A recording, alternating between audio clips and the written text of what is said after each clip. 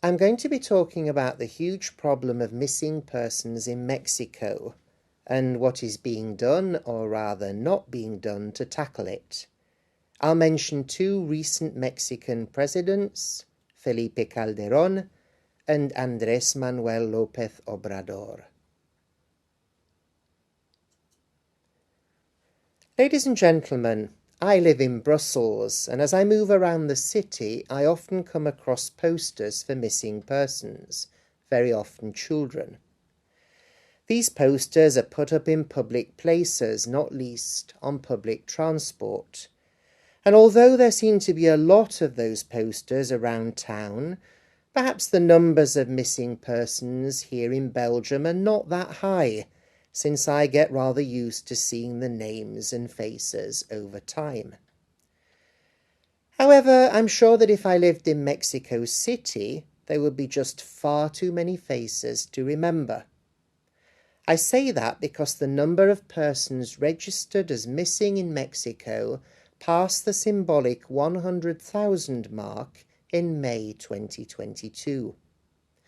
I hasten to add, firstly, that the true figure is undoubtedly far higher, and secondly, that the problem has worsened massively in recent years, since 80% of these disappearances have happened since 2006.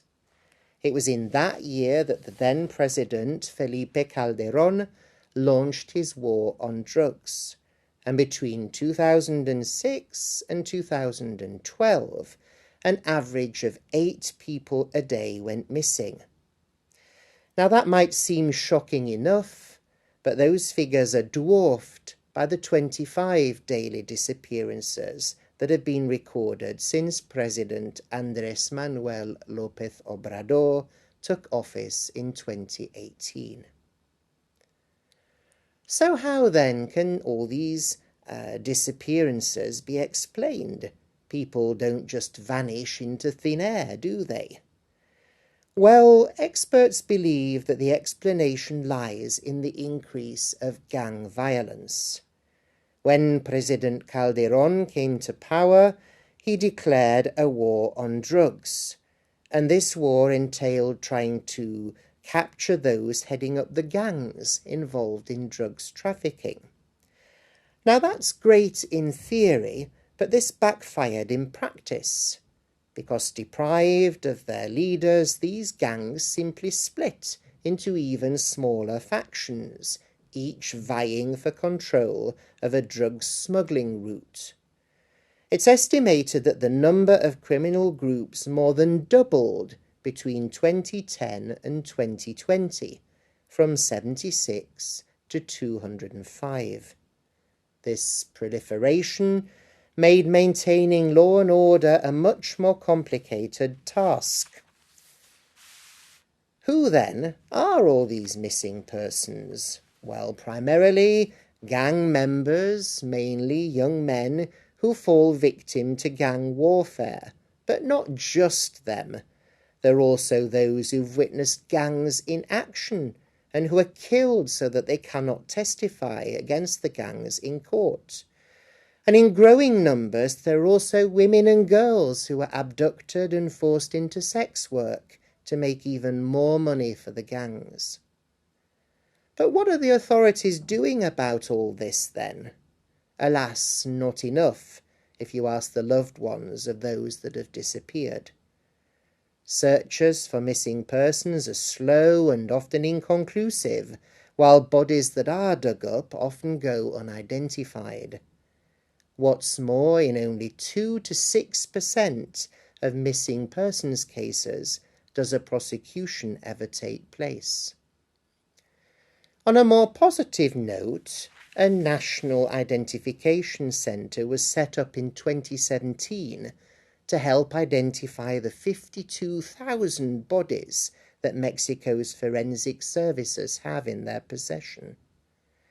However, the human and financial resources allocated to it are woefully inadequate. It's estimated that it would take the centre 35 years to clear the backlog of cases, and that assumes that they would have no other crimes to deal with in the meantime. It all seems pretty hopeless, but not all have abandoned hope. Groups of mainly female relatives of missing persons have formed across Mexico, both to put pressure on the authorities to act and to do some of their work for them. They even pick up spades and go out digging to find their loved ones, or help to improve legislation on missing persons. As a result, things do appear to be moving in the right direction, albeit very slowly. I suppose that this is the ultimate example of people power, of communities coming together to help each other. It's the same basic ethos that underpins the posters on buses and trains in Brussels, but on a scale unimaginable to someone like myself, living here in Belgium. All I can do is wish these groups of relatives every success in their endeavours. Thank you for your attention. Before I begin, I'd just like to give you a brief introduction to the subject. I will be discussing gun control, and this speech was recorded in February of 2016. Gun control in the United States, I should have said, and February of 2016 in order to give you some context for my remarks. Without further ado, I'll begin my speech. Dear colleagues, this afternoon I've decided to discuss with you gun control measures that are being taken in the United States. Now, it might actually be a longer speech if I discussed the lack of gun control measures, but allow me, nonetheless, to get to the point of these meager measures that are hopefully going to be implemented. Recently, Barack Obama made a very bold statement that he would be taking executive action to address the issue of gun control in the U.S. I am sure that for President Obama, this is one of the main issues that he would like to be able to conclude before he leaves the presidency in January of next year. I also imagine that it's probably one of the biggest disappointments to him of his presidency.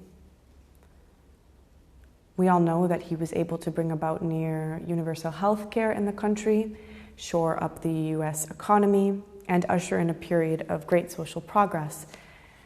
But gun control is one area that he has not been able to budge nearly as much as he probably would have liked to. Until recently, I suppose, when in January, President Obama decided to take executive action to address the issue of gun control.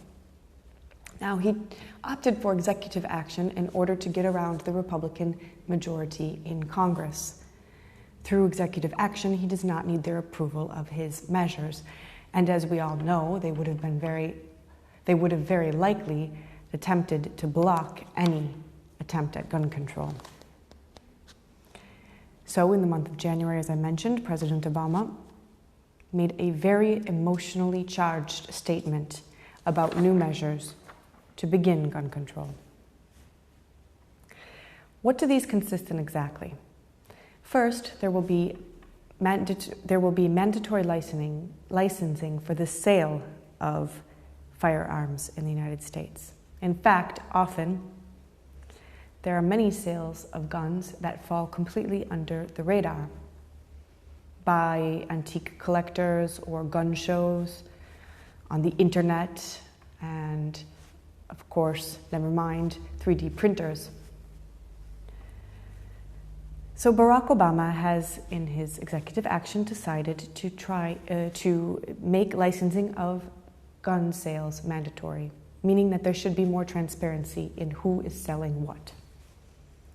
Now, the second major area of executive action that he will be taking is to expand background checks.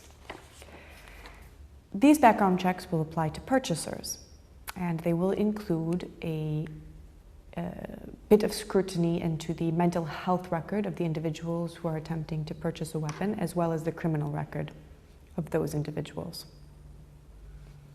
Certainly, these things move in the right direction, but of course they are not enough. The United States has a major gun problem, and this isn't even a drop in the ocean in addressing it. There are far too many people who die at the hand of firearms every single year.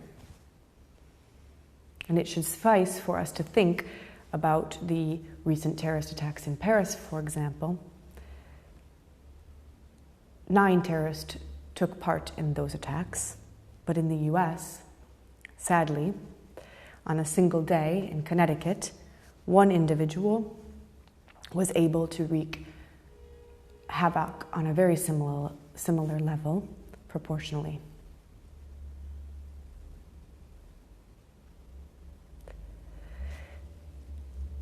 In addition to that, there is a grave issue as to the expansion of conceal and carry laws around the United States, and the state that I hail from, Wisconsin, is one of those states that has a conceal and carry permit law in place. Recently, I was given the example of a person who applied for a conceal and carry permit and received it within 3 days without any real scrutiny. And because that individual had had military experience, albeit 40 years previous, they weren't even required to attend a gun safety course in order to purchase the weapon. So clearly, there's much left to be done. But Barack Obama has made this executive decision, as it were. It's a good start, of course. We'll definitely be needing more. But I fear that until the Supreme Court of the United States actually rules to limit the interpretation of the Second Amendment of the U.S. Constitution, it will be very hard to take concrete and effective gun control measures in the country. Thank you very much for your kind attention. Hello. Today I'd like to talk to you about the country of Iceland as an example of geographic isolation. Before I give my speech, let me provide you with a couple of the terms that are going to come up.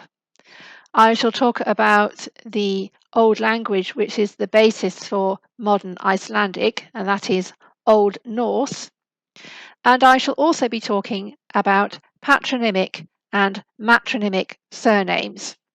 You don't need to worry about those too much because all will come clear when I explain that in the speech. And I'm going to start my speech now. Ladies and gentlemen, today I want to talk about Iceland. Iceland is a small island in the North Atlantic, situated just below the Arctic Circle, between Greenland and Norway. Its nearest neighbour is Scotland, which is 800 kilometres away. So, as you can see, it's a very remote place. As I expect you know, the people of Iceland are Scandinavian in culture, and that is because they are largely descended from Vikings from Norway who settled in Iceland in the 9th century. I should mention in passing that there is actually some evidence that there were settlers on Iceland before the Vikings arrived. It would seem that a group of monks from Ireland got there first. So the people on Iceland are not entirely Scandinavian in origin. They also have some Celtic roots. That said, the island remained a remote place for the many centuries following on from the original settlement, and the people there had very little contact with the outside world. Even nowadays, there are still very low levels of migration to Iceland. One consequence of this isolation, which is of particular interest to us as interpreters, is the language, Icelandic. Icelandic is descended directly from the language which was spoken by the original Viking settlers, Old Norse, and Icelandic has changed relatively little over the centuries. It has more complex grammatical structures than related Scandinavian languages. Norwegian, Swedish, and Danish have all shifted towards grammatical simplification, whilst Icelandic remains a conservative language. In fact, I even understand that it's possible for modern Icelanders to read Viking sagas, which were written over 1,000 years ago, in the original version with no difficulty whatsoever. Icelanders also have an unusual system of names. In most European countries, a family name or surname is passed on by the father, but that's not the case in Iceland. Icelanders have patronymic and matronymic surnames. In other words, people are named after their father or their mother. So men are the son of their father, and women are the daughter of their mother. Now, of course, the population in Iceland has grown over the centuries, but it's still small. In 2019, it stood at just under 360,000. Apart from that, Icelanders also keep detailed records of their family history. Indeed, genealogical records go back over 1,000 years. And this makes Iceland a paradise for geneticists. In fact, it was back in the 1990s that scientists first realized the potential of mining Iceland's gene pool. The fact that the population is small and also more or less homogeneous makes it much easier for scientists to isolate certain genes which cause disease in human populations. And it's certainly much easier than is the case for much larger, more ethnically diverse countries like the UK and the US, for instance. Indeed, scientists have already had some success. For example, they have already been able to identify a gene which blocks the development of Alzheimer's disease. And in this respect, the Icelanders have been extremely generous. As much as 1/3 of the population has already provided DNA samples for research. However, as you can imagine, this generous move has not been without some concerns. What happens to the genetic material once it's been collected? Not least in terms of privacy. Initially, all this material which had been collected was made freely available in the public domain, and this eventually led to public protests. And I'm glad to say that companies which collect this DNA now have to ask individuals for consent before using the material in the public arena. There have also been concerns about the financial side of the operation. I'm sure you can imagine the potential for private companies to make huge profits from using this genetic material. Most Icelanders are perfectly happy to help out on progressing with medical research, but they're not so happy about the material being provided for free, then being used for commercial gain. So Icelanders have made a very generous gift to the rest of the world, and we should be very grateful to them. After all, they're assisting scientists on the road to treating genetic diseases. Perhaps you might want to pay them a visit. I myself went on holiday to Iceland in 2005 and greatly enjoyed my stay. There is one caveat, however, which again is the result of Iceland's geographical isolation. Iceland has to import most of the food it needs and many other commodities as well, and that means it's an extremely expensive country. So perhaps you might like to save up a bit before you book your holiday to Iceland. Thank you very much for your attention.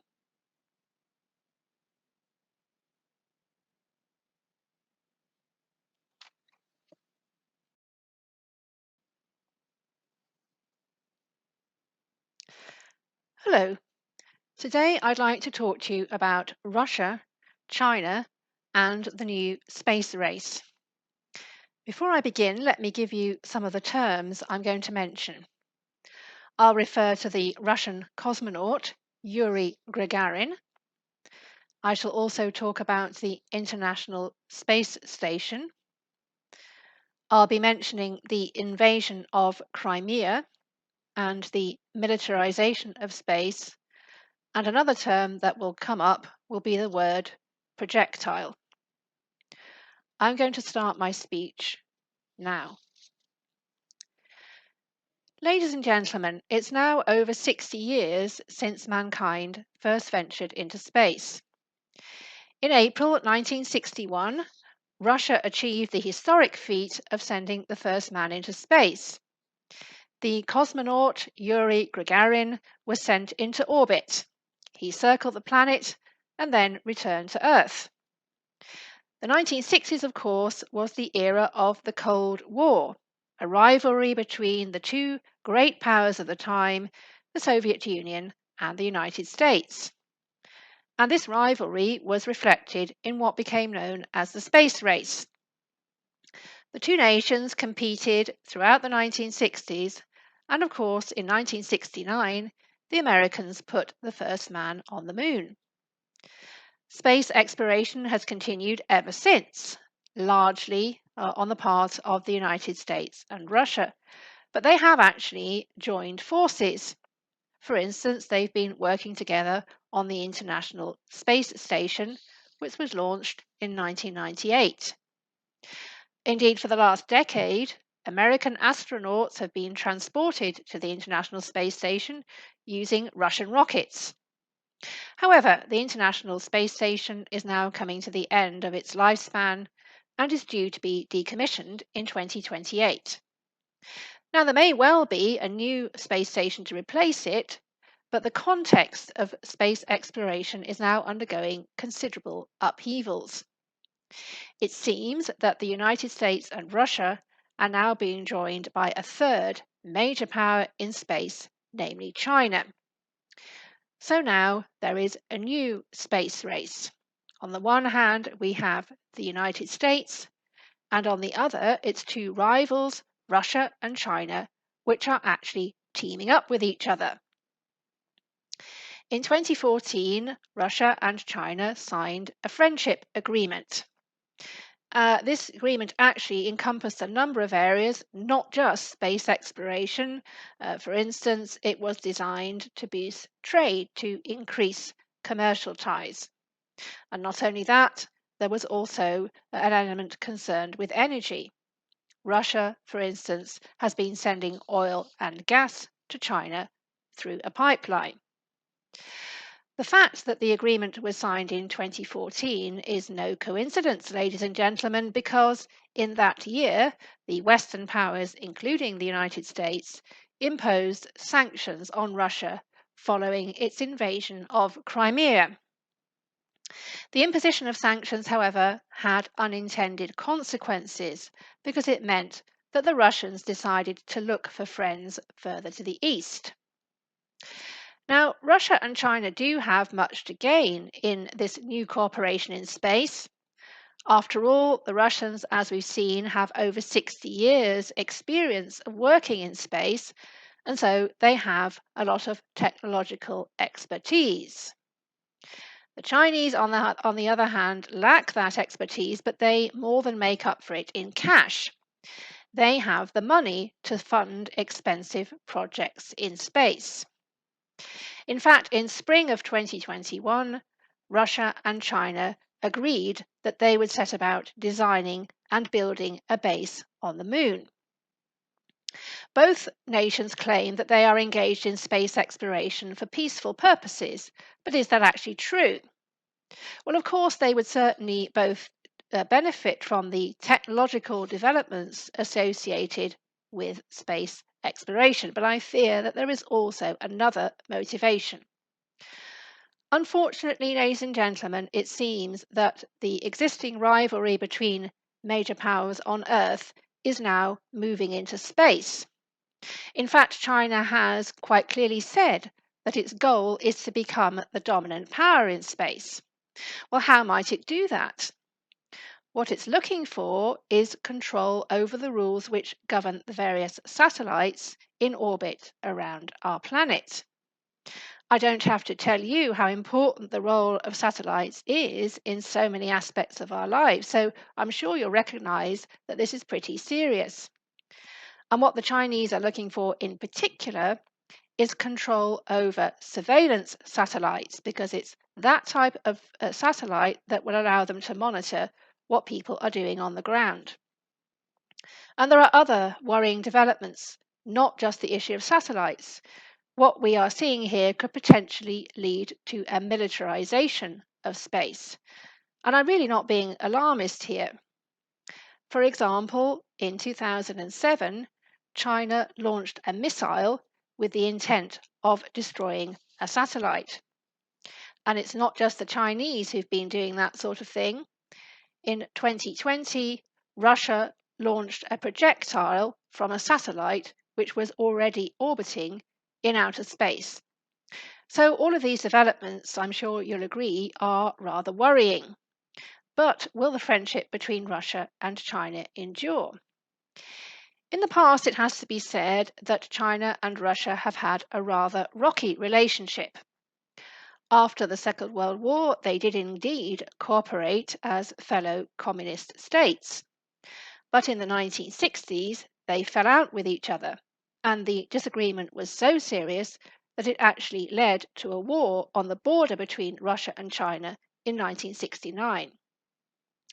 I would also point out to you China's record when it comes to using other people's technology.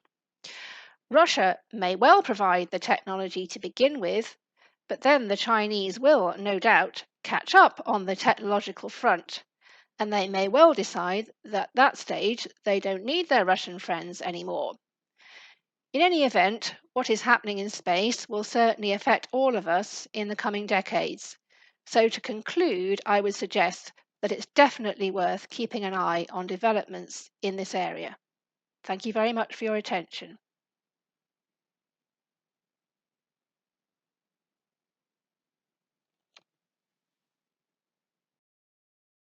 The European Union is getting more and more involved in humanitarian aid.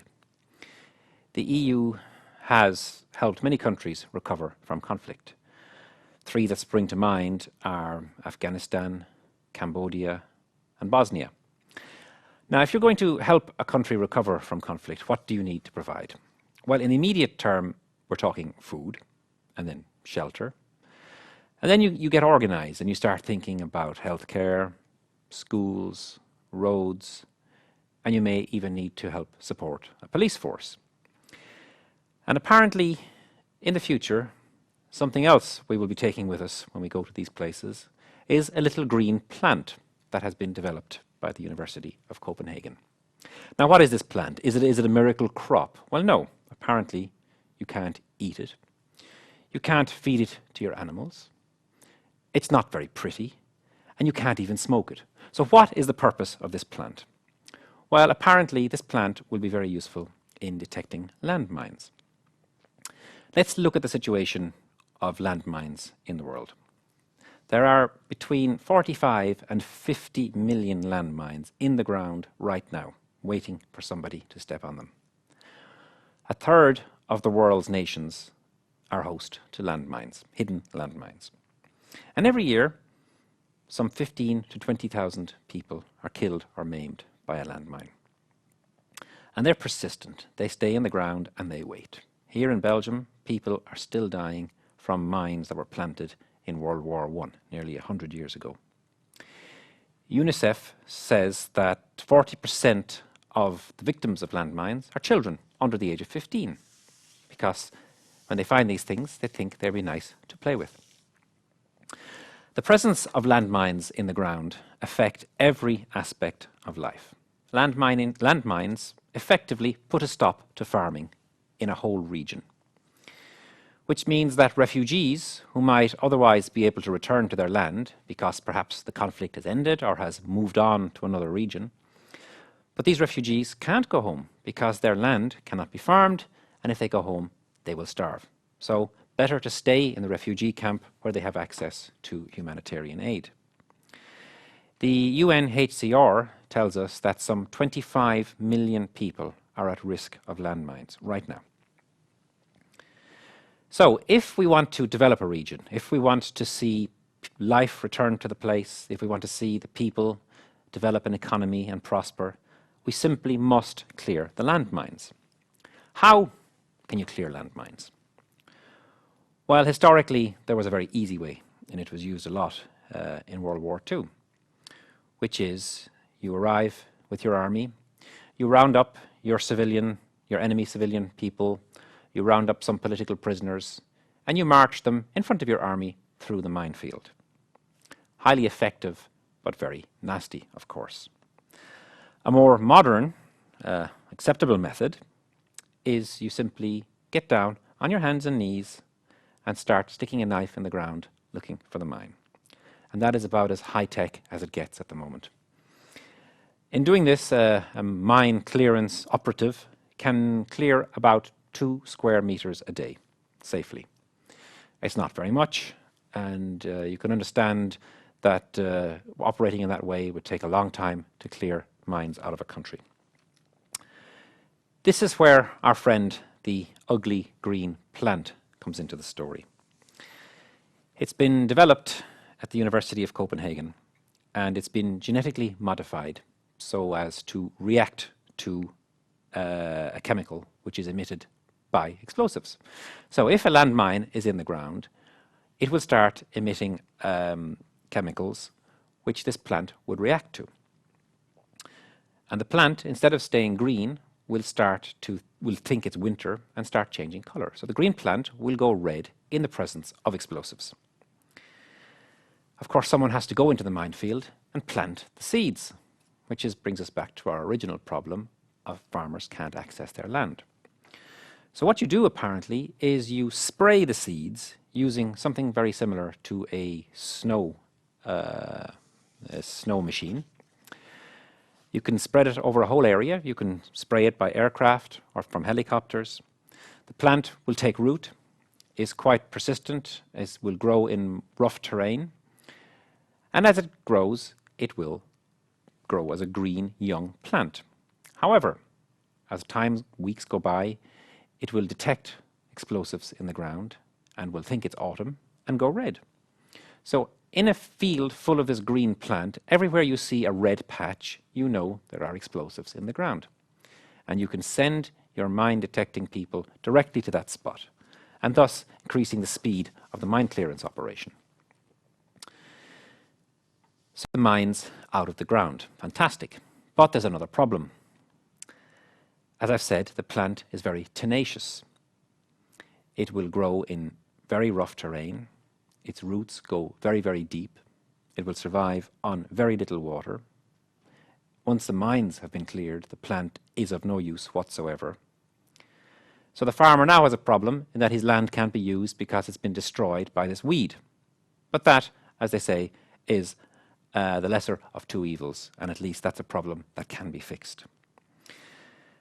This is one way of tackling landmines. It's not the solution. Of course, the only solution is to stop manufacturing them in the first place. But of course, that's a political issue and perhaps the subject for a discussion some other time. This is a speech for consecutive interpretation. It's about immigration and refugees. The only word that might catch you out is the word Calais, which is a town in the northwest of France.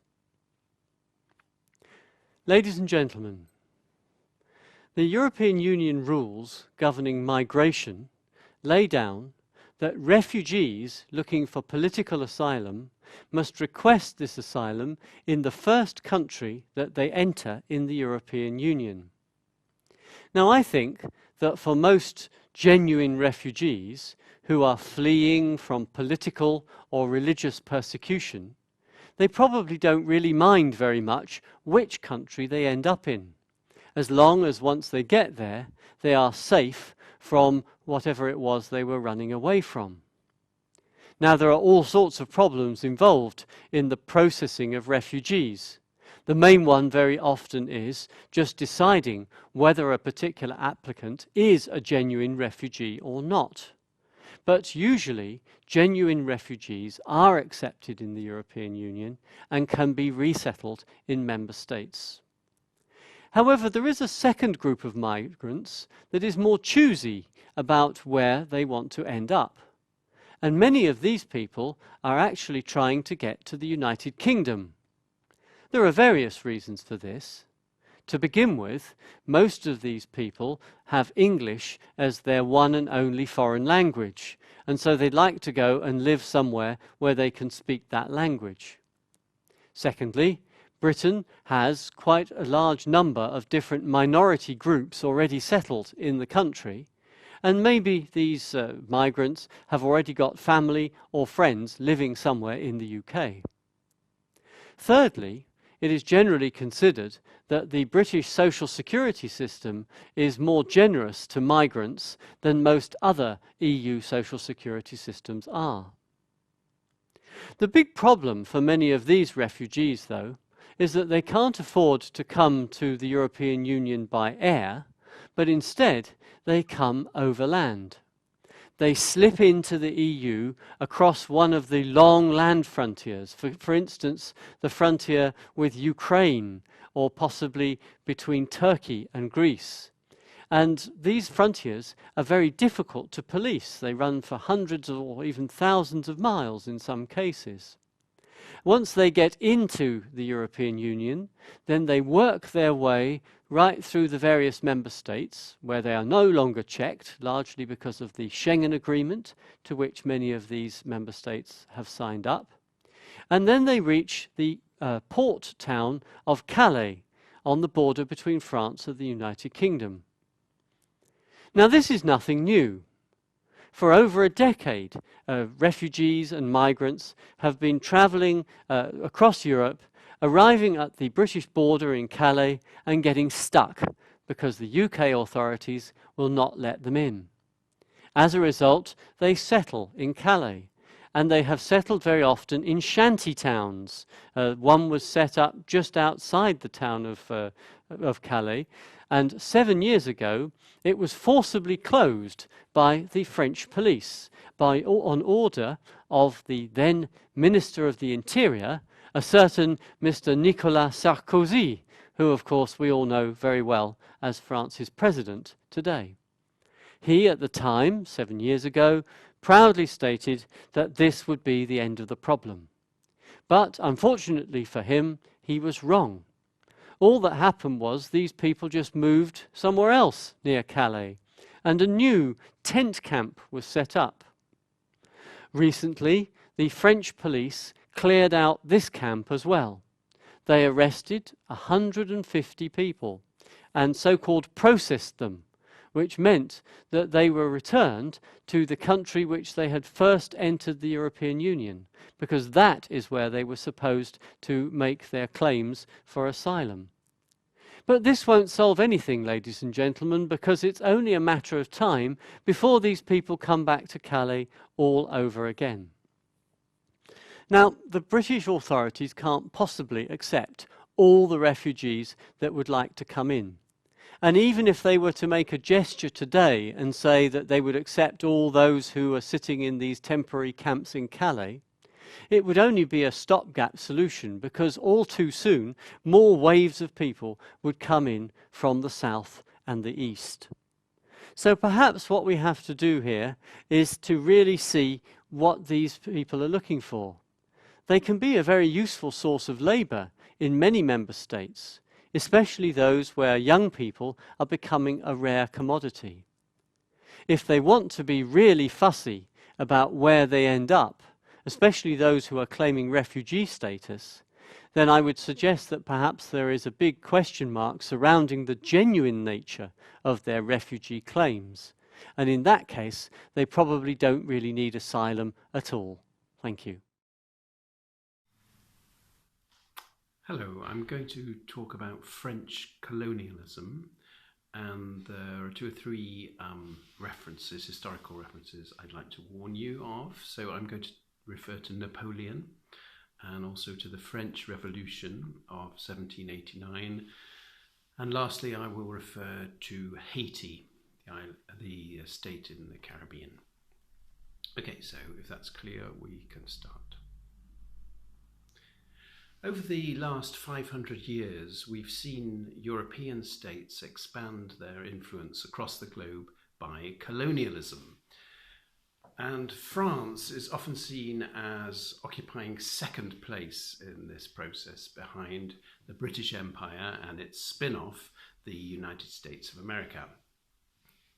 This is because in the 18th century, the Kingdom of France was beset by many failures, in its colonial rivalry with Britain, and as a result, both India and North America came almost entirely under British control. After the French Revolution and the defeat of Napoleon, the French Republic had some success building up a new colonial empire in Africa, Indochina, and the Pacific. But the disaster of the two world wars in the 20th century, and also the spectacular success of the United States of America in the same century, has led to the present situation, where France plays second fiddle to the US-UK duo in global business and politics. Nonetheless, France and French colonialism have helped to shape the modern world, and the French still have very much their own perspective on the world, unlike smaller European countries which now tend to see the world outside Europe through the prism of English-speaking media. France is also one of the 5 permanent members of the UN Security Council, and it maintains a military presence on all continents.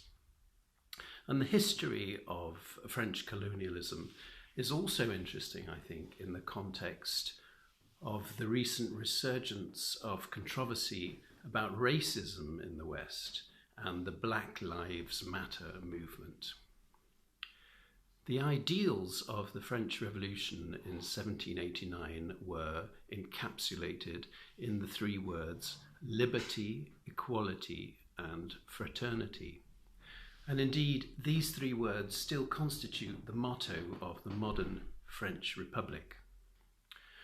But in the beginning, in 1789, it was unclear whether these ideals of liberty, equality, and fraternity were intended to extend to women and slaves, as well as white Frenchmen. In any case, the black slaves in the French colony of Haiti in the Caribbean decided to take matters into their own hands after the French Revolution and rebelled against their white masters in 1791, calling for liberty and equality. What followed was years of a very messy and bloody racial conflict in Haiti, with blacks fighting against whites. And in the course of these years of conflict, the French Republic first abolished slavery, only for Napoleon to restore slavery in 1802. And his reason for restoring slavery was a purely economic one. The French economy was struggling, and the income generated by the sugar plantations on Haiti, which used to be run by slaves, worked on by slaves, was very considerable. However, the seeds of liberty and equality had already been sown in black people's minds on Haiti, and ultimately their rebellion was successful, and Haiti became the world's first independent state ruled by black people in 1804. Subsequently, and not surprisingly, Haiti was ostracized by the international community, which felt threatened by this new independent black state. And Haiti also struggled under the burden of a huge financial debt to France. But I think that the establishment of the world's first sovereign black state can still be seen as part of the positive legacy of French colonialism in the context of the recent arguments we've been having about racial equality in the West. Hello. The topic of my speech today is going to be a missile defense system called Aegis Ashore. Now, that's Aegis as in A-E-G-I-S and ashore as in on land. And I will refer to this system in the context of Japan, and we'll mention 2 Japanese cities, Akita and Yamaguchi. And with that, we can make a start. Chairman, ladies and gentlemen, when the North Korean regime fired a missile in the direction of Japan in 2017, it understandably caused widespread panic in Japan. The government made an announcement on all social media, on TV, on radio, urging the people in the north of Japan to seek shelter wherever they could. And the trajectory of the missile was tracked live on TV. Everybody was glued to the screen. Now, in the event, the missile overshot Japan and landed or crashed in the Pacific Ocean to the east. And in fact, it wasn't carrying a nuclear warhead. But the incident was a very clear signal to the people of Japan and its government that North Korea now had the capability to launch a nuclear attack at the heartland of Japan. Now, shortly after that incident, the Japanese government signed an agreement with the United States of America to buy 2 Aegis Ashore missile defense systems or stations. Now, Aegis Ashore is a cutting-edge technology, a state-of-the-art missiles defense system, which works by shooting down any incoming missiles. And the idea was to buy 2 stations. One would go in Akita in the north of the country, and one would go in Yamaguchi in the south of the country. And together these 2 stations would have provided nationwide protection to the whole of Japan.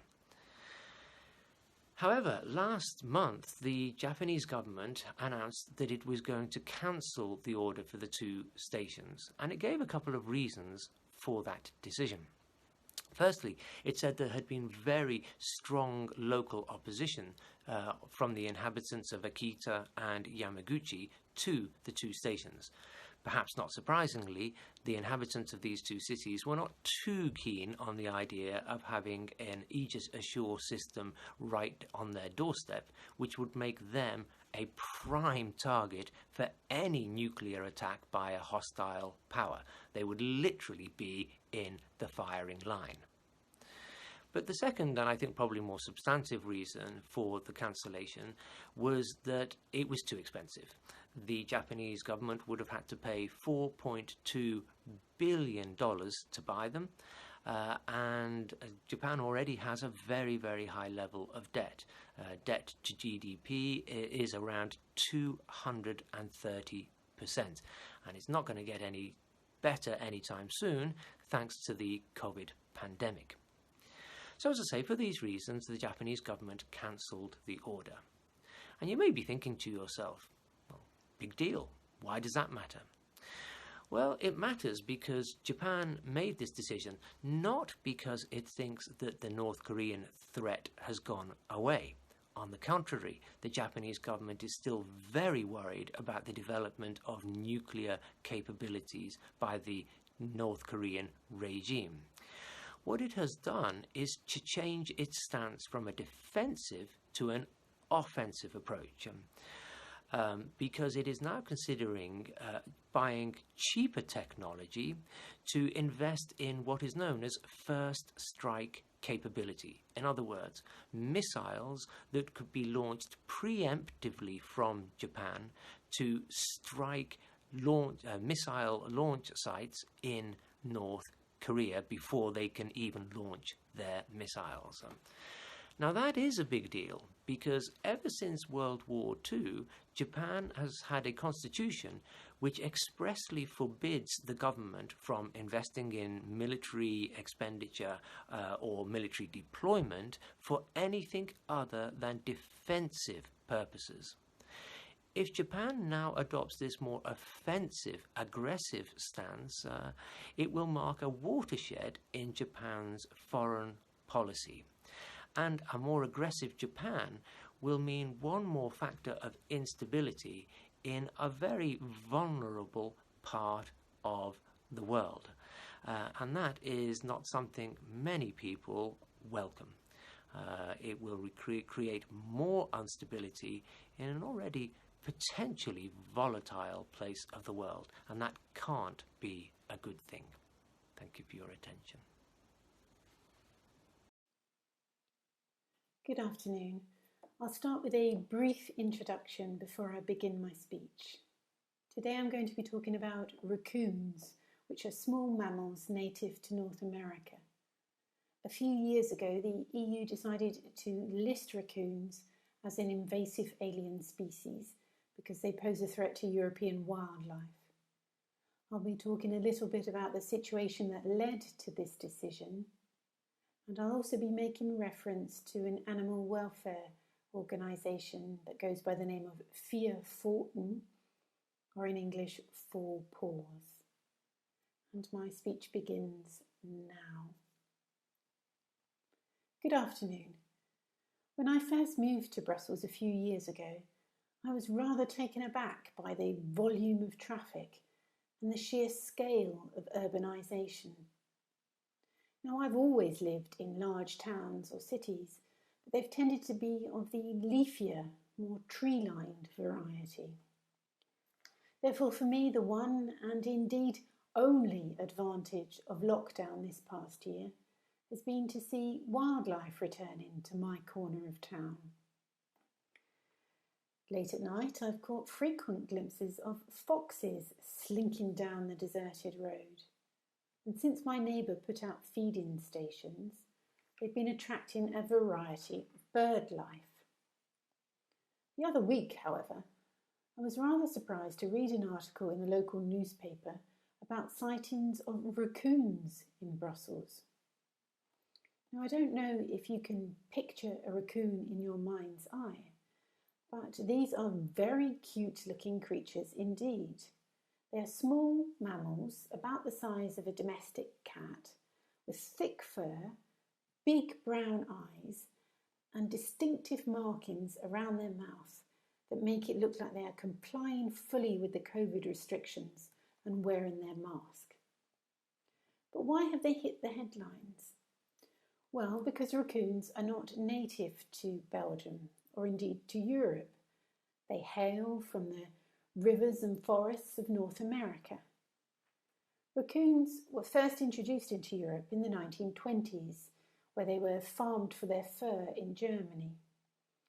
Then, during the Second World War, a bomb struck a fur farm and a number of the animals managed to escape. Not only did they survive out on their own, but they positively thrived. This is because they proved to be very adaptable, they're omnivorous, they eat virtually anything, and they also reproduce very quickly. So much so that these days raccoons can be found in 15 EU member states. Whilst they mostly keep to river and woodland areas, they are increasingly also found in urban centres, where they tend to set up home in people's lofts.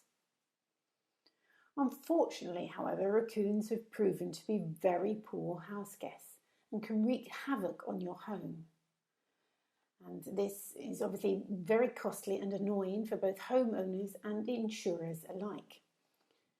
But whilst they can cause considerable damage to property, Markus Nuremberger, a spokesperson for the Hamburg-based international animal welfare organisation Vier Pfoten, or in English, Four Paws, emphasises that raccoons are not aggressive animals. They won't attack you or bite you. And despite claims to the contrary, in Europe, raccoons do not carry rabies. He said that the problem in European cities could largely be tackled if people remembered to keep their lids on their dustbins, to keep their roofs in good state of repair, and not to feed any stray raccoons they might encounter. Unfortunately, however, that wouldn't solve the problem entirely, because whilst it's true that raccoons don't carry rabies in Europe, they can carry a whole series of other pathogens common to their species. Now, for the most part, these diseases are relatively harmless for the raccoons themselves. But, as we've discovered to our cost this past year, diseases can jump from their natural host to other species. And here's the rub. Because raccoons are not indigenous to Europe, European wildlife has not developed an immune response to these diseases, so they could prove fatal. What's more, in Europe there are no natural predators for raccoons, no larger mammals higher up the food chain that hunt raccoons and help keep their numbers in check. Consequently, raccoons pose a substantial threat to European ecosystems and are exacerbating the pressure on a number of already vulnerable species. This is why in 2016 the EU decided to list raccoons as an invasive alien species. As a result, there is now a total import ban on the animals, and it is also prohibited to keep them unless you have a special permit, for example, as a research centre. In addition, member states are obliged to take action to tackle the spread of raccoons and to report on their progress. There are various different options for member states here. They can simply cull the raccoons, i.e. capture and kill them. They can sterilise them to stop them reproducing, or, as is the case in a number of German federal states, they can give hunters free range to kill as many raccoons as they wish. Now, personally, I have to admit that I'm rather in two minds here. Obviously, any threat to biodiversity needs to be tackled urgently. At the same time, I can't help but feel a bit sorry for the poor old raccoons. These creatures have literally become the victim of their own success. After all, it's only thanks to their adaptability that they have become so widespread. Therefore, whilst I do hope that the authorities will get the problem under control soon, at the same time, I hope it won't be necessary to cull too many cuddly raccoons. Thank you. Ladies and gentlemen, good morning. I'm here to speak to you today about one of the lesser known effects of the COVID-19 pandemic. Not everybody knows that the pandemic has led, amongst other things, to a campaign to release older prisoners early. Various humanitarian groups in various countries have been lobbying governments to release elderly inmates. The reasons should be fairly self-evident. The elderly in prisons are particularly vulnerable to catching COVID in the first place because they live in confined living quarters, often overpopulated living quarters, and of course, because of their age, they're more likely to suffer the fatal effects of the virus. Bethany Brown, who works for Human Rights Watch, which is a New York-based lobby, put it very well, I think, when she said, and I quote, "These men and women have been given a prison sentence, not a death sentence." Nevertheless, although some prisoners have been released on these, let's call them compassionate grounds, the numbers are still far too small, according to the lobbyists. Now let's look at some of the context. Globally speaking, it's important to know that the number of elderly people behind bars has grown exponentially in the last decades. Let's take the United Kingdom as an example.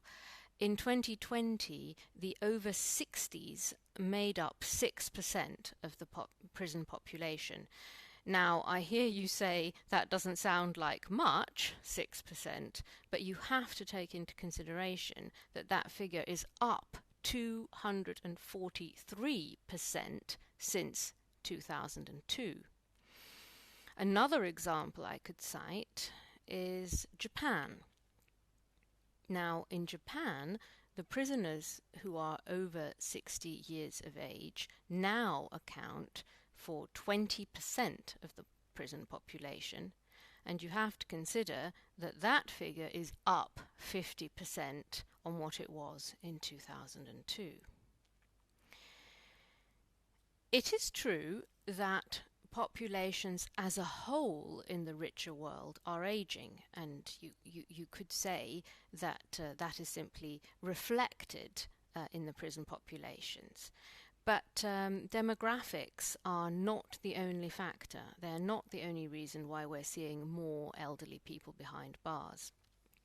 The fact is that many countries, such as the United Kingdom or the USA, have adopted tougher and tougher policies on crime since the 1970s. So that means you've got longer sentences and more people growing old inside, as we say, so in prison.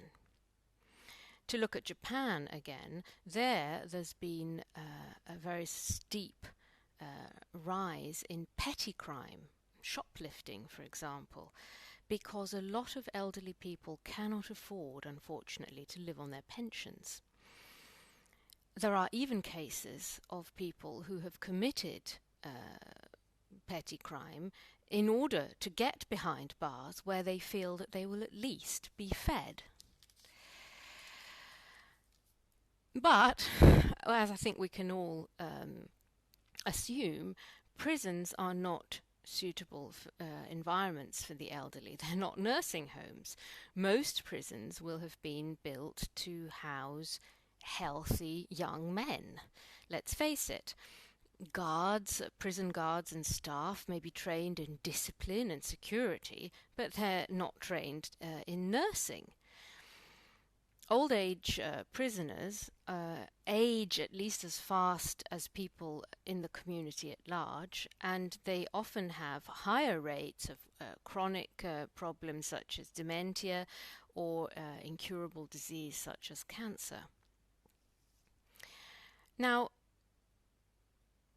during the pandemic, there has been a new focus on getting people out, as I said, and some countries have geriatric release laws or compassionate release provisions.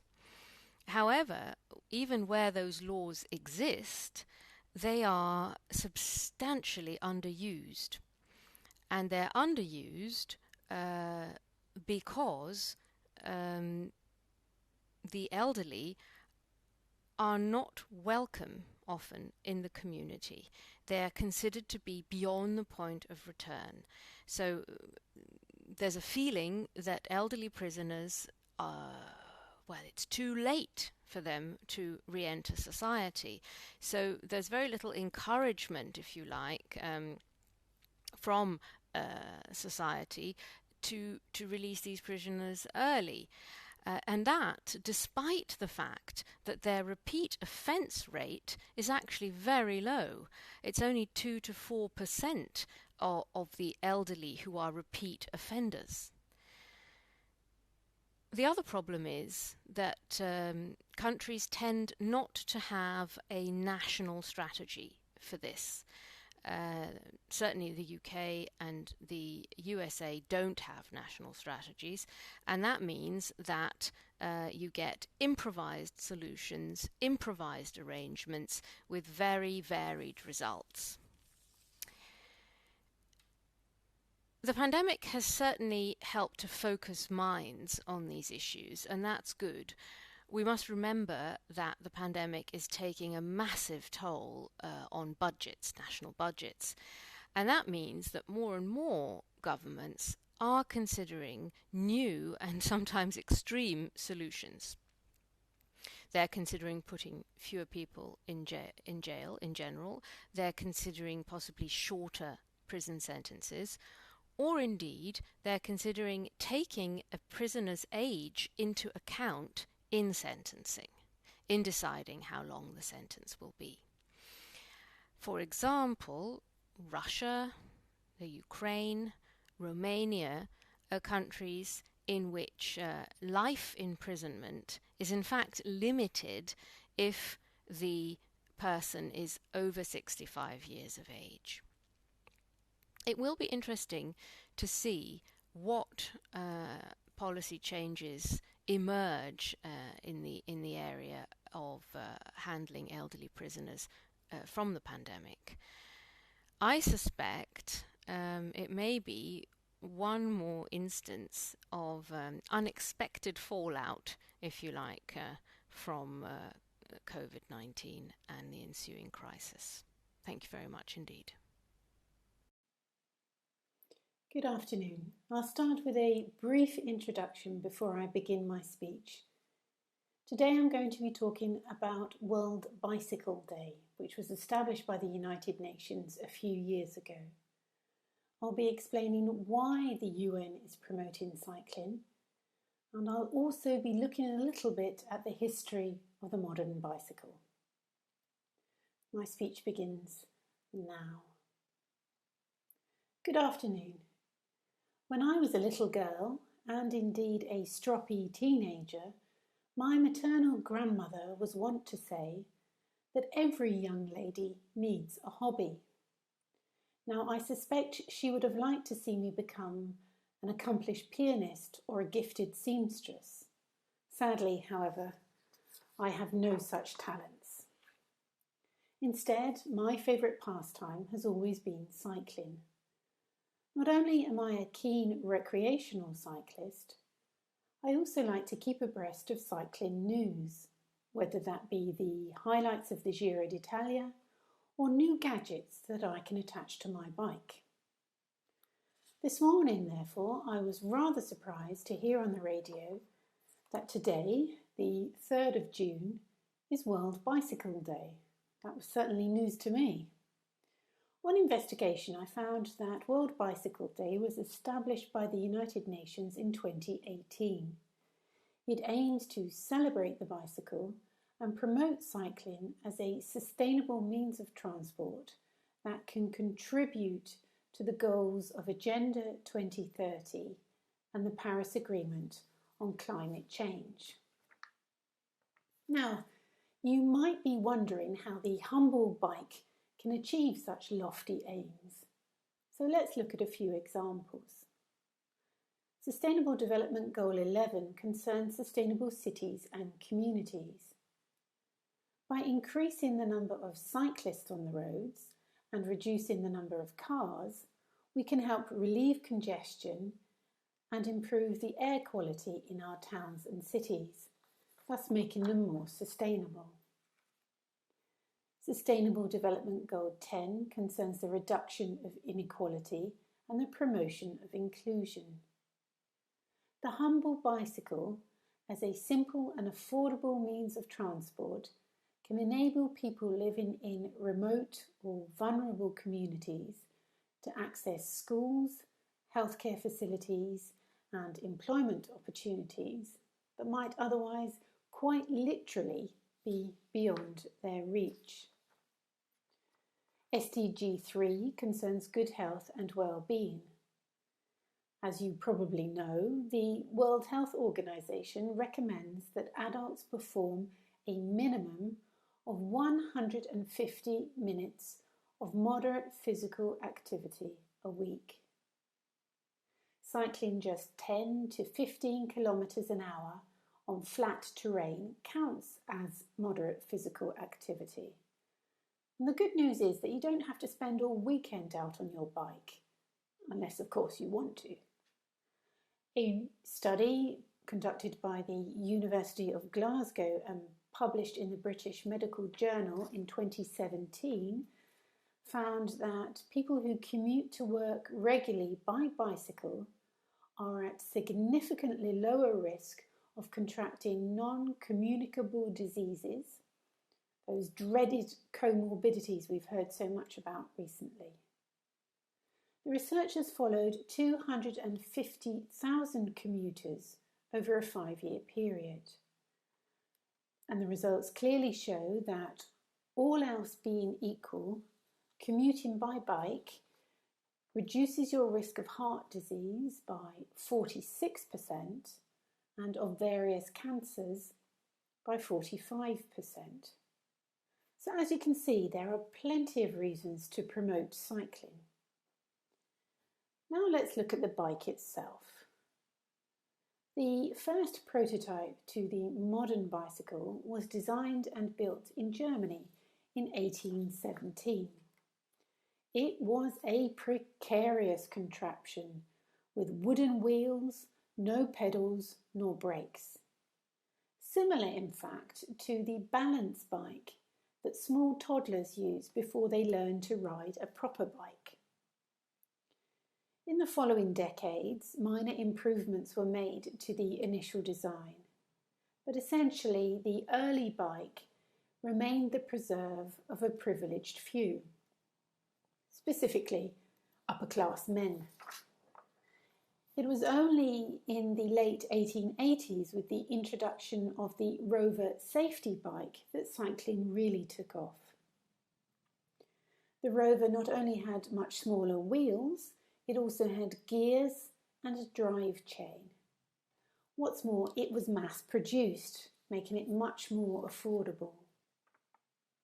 Soon, women began cycling as well, and cycling played a small but key role in the emancipation of women, as female cyclists abandoned the restrictive corsets and narrow skirts of the day.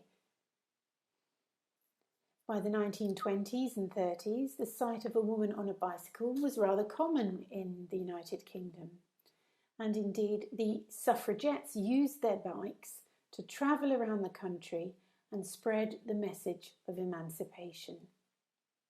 So as you can see, the humble bicycle has an impressive history and also the potential to improve the quality of our lives. All the more reason, therefore, for us to get on our bikes, not just on World Bicycle Day, but on every available opportunity. Thank you. Good morning, ladies and gentlemen. I'd like to talk to you about a recent ban which has been introduced in China on smoking in public places, and talk about how effective I think that ban is likely to be. So I'll start. Ladies and gentlemen, I've been working as an interpreter for over 30 years now, and often younger colleagues ask me what the biggest differences are between our working environment today and our working environment back at the end of the 1970s. And one example which I invariably quote is the attitude to smoking. Today, of course, no one is allowed to smoke in any of our buildings. But in those days, colleagues, interpreters, smoked not just in the buildings, they actually smoked in the booths. And I remember there were occasions where you would look across the room and actually have great difficulty in working out who was in the Greek booth or who was in the Danish booth, because there was such a thick pall of smoke. Now, fortunately, things have moved on. Fortunately for our health, that is, because there is one group of people who think that this is a very bad development, and I refer, of course, to the major tobacco manufacturers. Basically, over the years, as increasingly stringent legislation has been introduced in the European Union, the United States, and the other most developed countries in the world, the tobacco producers have had no choice but to spread to other countries where the degree of regulation has often been limited, if not entirely non-existent. And obviously, the most attractive market of all has been China, the country with the world's biggest population. I think it was about 1.3 billion the last time somebody looked. It is a real goldmine as far as the tobacco companies are concerned. More than half of men smoke, and according to a recent study, a quarter of Chinese were totally unaware of the fact that smoking could represent any sort of health risk whatsoever, either to the smokers or to those in their immediate environment. And all of this has then been a recipe for massive profits for the tobacco producers, but also a very useful source of revenue through the tax bill for the Chinese government.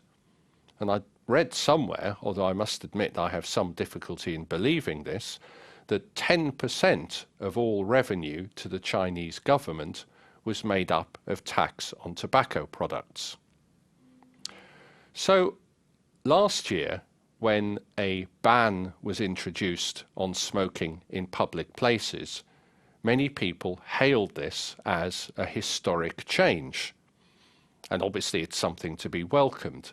But from what I've read about this, I'm not entirely convinced that this is a change which will fully revolutionize life in China. And I say this for a number of reasons which I'd like to run through quite quickly. First of all, in China, there is a total lack of any sort of anti-smoking culture. As I said before, a quarter of people are blissfully unaware of the fact that smoking represents any sort of risk whatsoever. And in any event, where there have been bans in the past, for example, there's been a ban on smoking in hospitals, not unreasonably, these bans have largely been totally ignored. In fact, I'm told that if you go into a hospital waiting room, they're usually not just ashtrays, but even complimentary cigarettes lying around for people to light up. A second reason why I think the impact will probably be fairly limited is that its scope is itself rather limited. It applies to places such as restaurants and cinemas, which is all fine and good, but will not involve public offices. And of course, offices, for better or for worse, are where we spend the majority of our waking hours. And then there's a third reason, which I think is by far the most important reason why I don't think the change will be as significant as many have suggested, and that is the fact that the law as it has been so far has basically not been enforced at all. There are rules on enforcement. There are obligations on the owners of restaurants and cafes, say. They have to put up a conspicuous sign telling people they're not allowed to smoke. They have to designate a member of staff who will have particular responsibility for drawing smokers' attention to that sign and to the ban. Not, I would imagine, a particularly popular post for anyone to get. And they have been asked to promote a no-smoking culture, though I don't think anyone really has any idea what that means. And if that doesn't sound vague enough as it is, it's also worth pointing out that if restaurant owners, say, fail to apply these new rules, nothing will happen to them. There are no penalties, no fines, not for the owners and not for the individual smokers either. Now, to conclude, I don't want to sound unduly negative. It is a start, but will this represent a great leap forward? I don't think so. Thank you very much. Hello everybody. Today I'm going to be talking to you about money. I will mention some key terms such as watermark, serial number, issuing authority, metallic thread, and microprint. I'm sure by now you can guess that I'm going to be talking about how money is printed. Ladies and gentlemen, quite recently, I had an interesting experience in Liberia. Many of you may not know this, but Liberia runs a dual currency system, which means that they spend both the US dollar and the Liberian dollar. So I entered into a restaurant with a friend of mine, and the server did not have any change. So even though I paid in US dollars, I was given back both US dollars and Liberian dollars as change. I remarked to my friend that that's quite interesting because I wouldn't even know if I was getting real or fake Liberian dollars at this point, since it was my first time actually coming into contact with it. And then he decided to give me a lesson on how banknotes are printed, so I could tell the difference between the real and the fake, and that's what I'm going to show you. So on every banknote, we have a watermark. Whenever they tell you, show the money to the light, and you would see something, that is actually the watermark. And that watermark is one of the features that distinguishes a real banknote from a fake one. Aside that, most banknotes have a portrait or some type of image, and these images are actually hand-drawn images by artists which are reproduced. If these images were to be drawn with a computer, it would have a different effect and as such be detectable, especially since every artist has their own signature style of drawing. And then we have serial numbers. Serial numbers are numbers that are used to differentiate each and every banknote. These are issued by the issuing authority, which is the central bank of whichever country or state that is issuing or printing the money. So whenever these banknotes go back to the central bank and they are run through the system, since the central bank has a record of all these serial numbers, if one is found to be out of place, then it is seen as a fake or a forged banknote. We have other features such as metallic thread or even microprints, which can be found in the US dollar. All these are things that are used to tell the difference between a real banknote and a fake banknote. Let us not forget, however, that banknotes are not printed from thin air. A central bank cannot just go and take paper, run it into a computer printer, and just get money. It takes money to print money. Now, the interesting thing is that it is quite more cost-effective to print money or banknotes with higher denominations.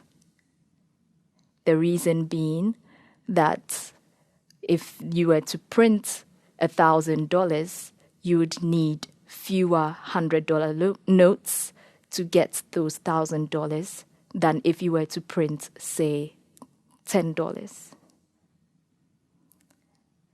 So it's quite expensive printing all this money. That brings to mind another interesting fact that my friend, who happens to be an economic and monetary expert, brought to my attention during this conversation. Some years back, Ghana decided to have a redenomination exercise. And in order to make this worth the while, they decided to print completely new banknotes, and they renamed it the New Ghana Cedi. The old cedi was therefore became redundant. Now, there was one thing about the New Ghana Cedi that I had never seen for all these years I had been using it. And that is that the denomination in words did not correspond to the value as written in numbers. And so you would have on a 50 cedi note, that is a 50 Ghana cedi note, just 50 cedis, which on a normal day actually brings you back to the old Ghana cedi. And yet, if you are looking at the numerical denomination, it has the New Ghana Cedi on it. So now we are using a banknote that obviously has an error. And I wonder, which government is going to put in some more money to print out a correct one? Thank you.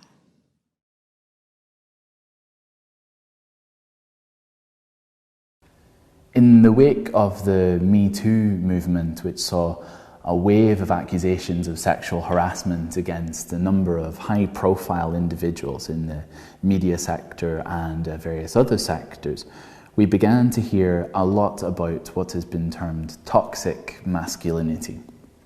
Now, this is a very wide-ranging definition, and I'm not going to go into the details here, but it essentially covers any type of behaviour that was considered desirable or typical or appropriate for men to display, which in fact was extremely damaging, not just for men themselves, but also for society in general, and more particularly for women. It was the sort of behaviour that was often described as locker room talk, and we've heard some very high-profile individuals use that term recently. It was often dismissed as boys will be boys or something similar. Now, I'm not going to poison our speech this evening by going into the details of different kinds of toxic masculinity. Instead, I would rather look at some positive examples of positive attitudes. Now, I was going to call this positive masculinity, but afterwards I listened to a video of the British comedian Robert Webb, who said that, and quite rightly so, these attitudes are also often displayed by women, so using the term masculinity is not really relevant here. So we're just going to call them positive attitudes. I want to look at two concrete examples. I discovered both of them quite recently, even though the first dates from last year, in fact from March 2018. And this example follows an incident which took place in the British House of Commons, where Foreign Secretary Boris Johnson was concluding a speech. And in the conclusion to his speech, he referred to his counterpart, the Shadow Foreign Secretary, Emily Thornberry. The problem was he addressed her by her husband's title. So he didn't use her name, he used her husband's name. Now, there are two problems with this. First of all, in the British House of Commons, members are not allowed to use other members' names. And secondly, this is not an appropriate way to speak to anyone. And this was what was picked up by Speaker of the House, John Bercow. He said that using such language was sexist and inappropriate. However, when he was taking Boris Johnson to task, the Foreign Secretary didn't appear very interested, so the Speaker interrupted him, saying that the member will listen and will benefit from listening. And I think that's the key point here. It's not just a case of challenging those behaviours that we would have previously maybe just grumbled about with our friends, but indicating to the people who perform them that they still have something to learn. And this really leads me into the second example from this year, which was a Gillette advert from last month in January. Now, Gillette is a company that makes razors and shavers for men and women, if you're not familiar with it. And this advert talked about the best a man can be. The advert was a series of scenes where men challenged toxic behaviours typically displayed by other men. For example, catcalling, reflecting the fact that men are supposed to display overt heterosexuality. It challenged bullying, which was a form of suppressing male emotions. It challenged physical violence, which was a representation of masculine physical strength. The key positive point of this advert, I think, is that it was indicating to children, to boys, that these behaviours were not appropriate. So yet again, we're looking at learning, we're looking at education. On the other side, it was also quite a contrast from typical Gillette adverts, which feature very beautiful male supermodels. In this case, it was just quite ordinary men engaging in these positive behaviours. Now, the advert itself received significant criticism from people from all walks of life.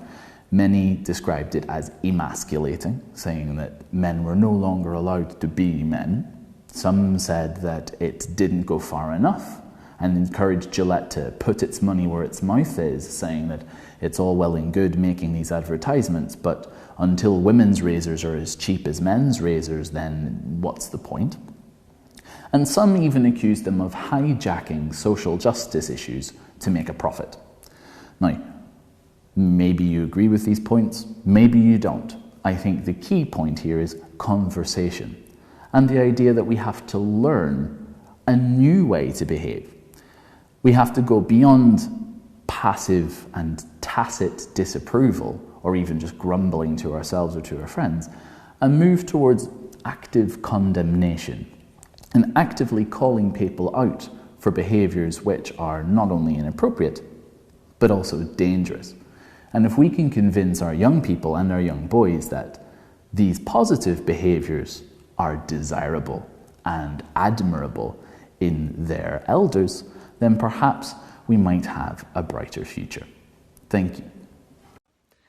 Hello, the topic of my speech today is going to be a contrasting look at the styles and values of the German government on the one hand and the UK government on the other, with particular reference to the way in which the two governments have handled the coronavirus pandemic. There's nothing particularly technical in the speech, but I will refer to the NHS, the National Health Service of the UK. But with that, I think we can make a start. German ladies and gentlemen, on the 1st of July this year, Germany took over the rotating presidency of the European Union. And for the 6 months between the end of July and the end of December, it will be Germany's responsibility to steer the European Union and its member states through the many challenges that they are facing. Challenges such as the need to get the economies of the different member states back on their feet after the major hit that they've all taken through the coronavirus pandemic. Challenges such as the increased number of populist movements with their anti-democratic narratives. How is the European Union going to respond to that?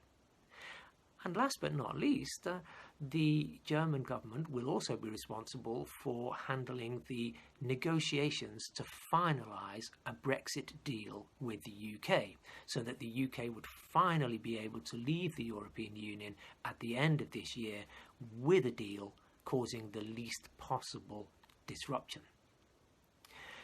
And I think the fact that the Germans have taken over the presidency at such a critical time has not really received all the attention that it deserves, because it will offer people, particularly people in the UK, an opportunity to see the contrasting styles and values of the two governments.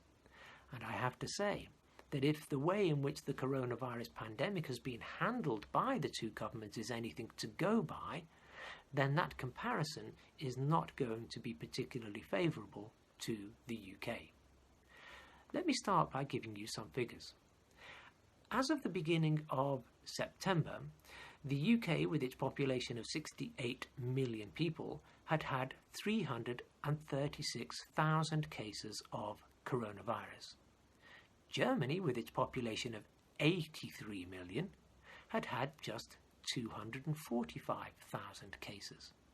And if we look at the statistics for death, the number of deaths caused by coronavirus, then the contrast is even more stark.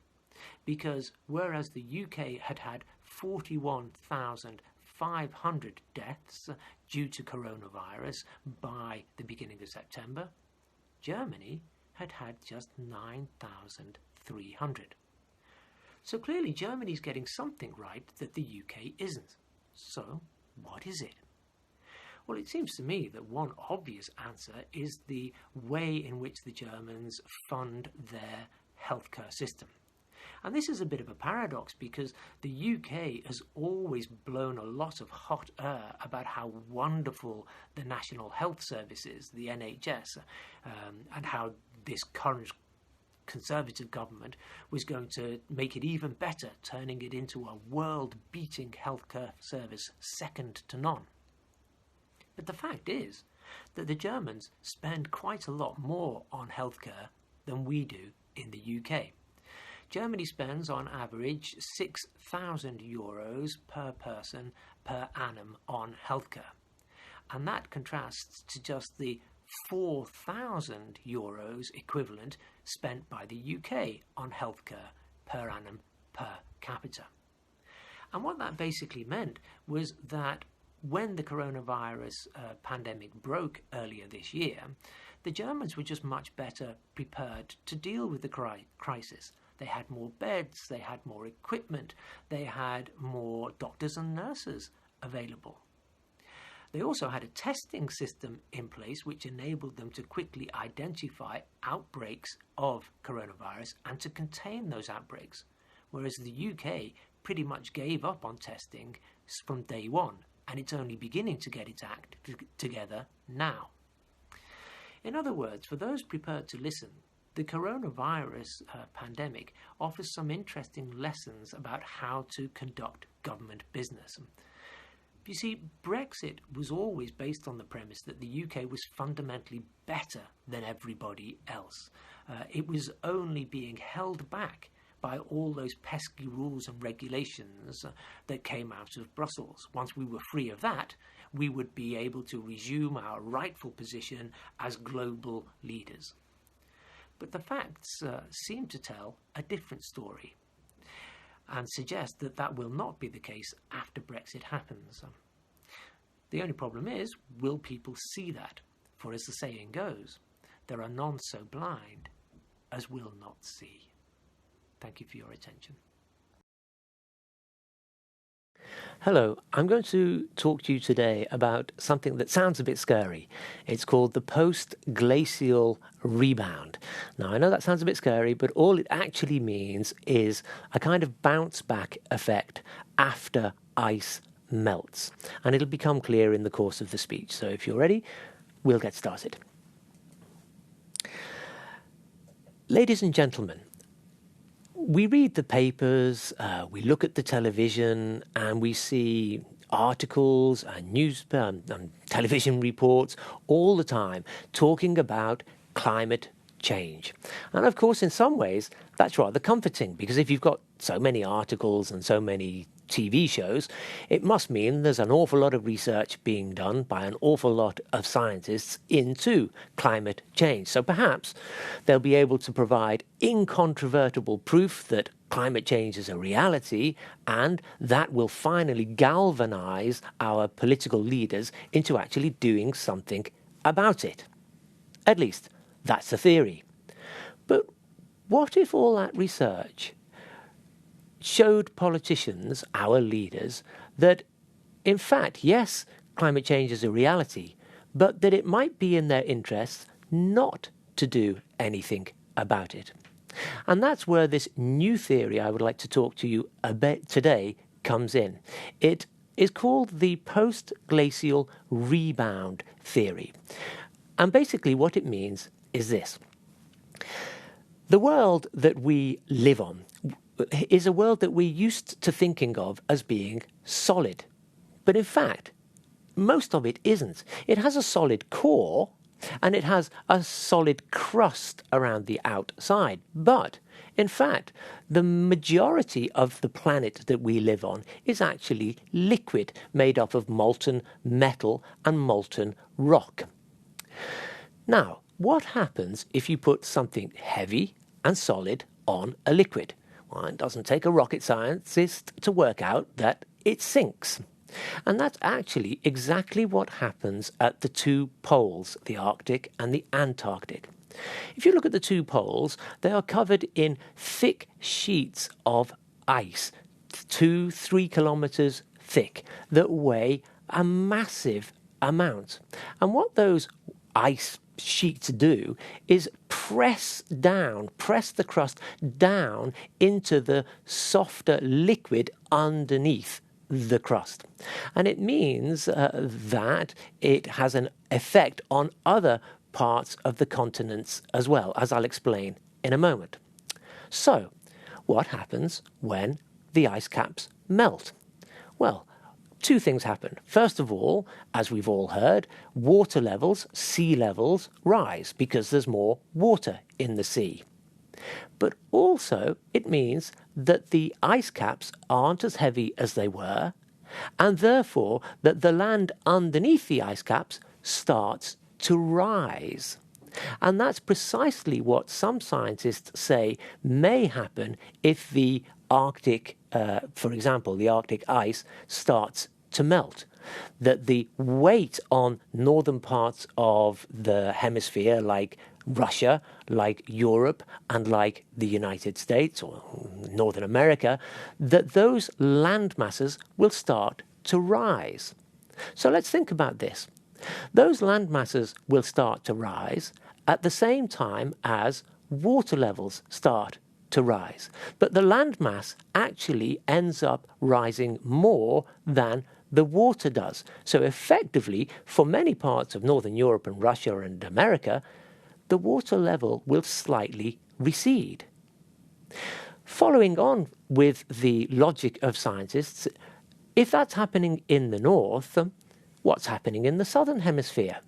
Well, there you have catastrophe, because the land masses do not rise to offset the rising sea levels, and many countries find themselves inundated. For example, if the sea level was to rise by 1 meter in Bangladesh, 20% of its land mass would be lost. Some islands in the Pacific would disappear altogether. So you can imagine that there is a serious issue here. And I can see what you're thinking.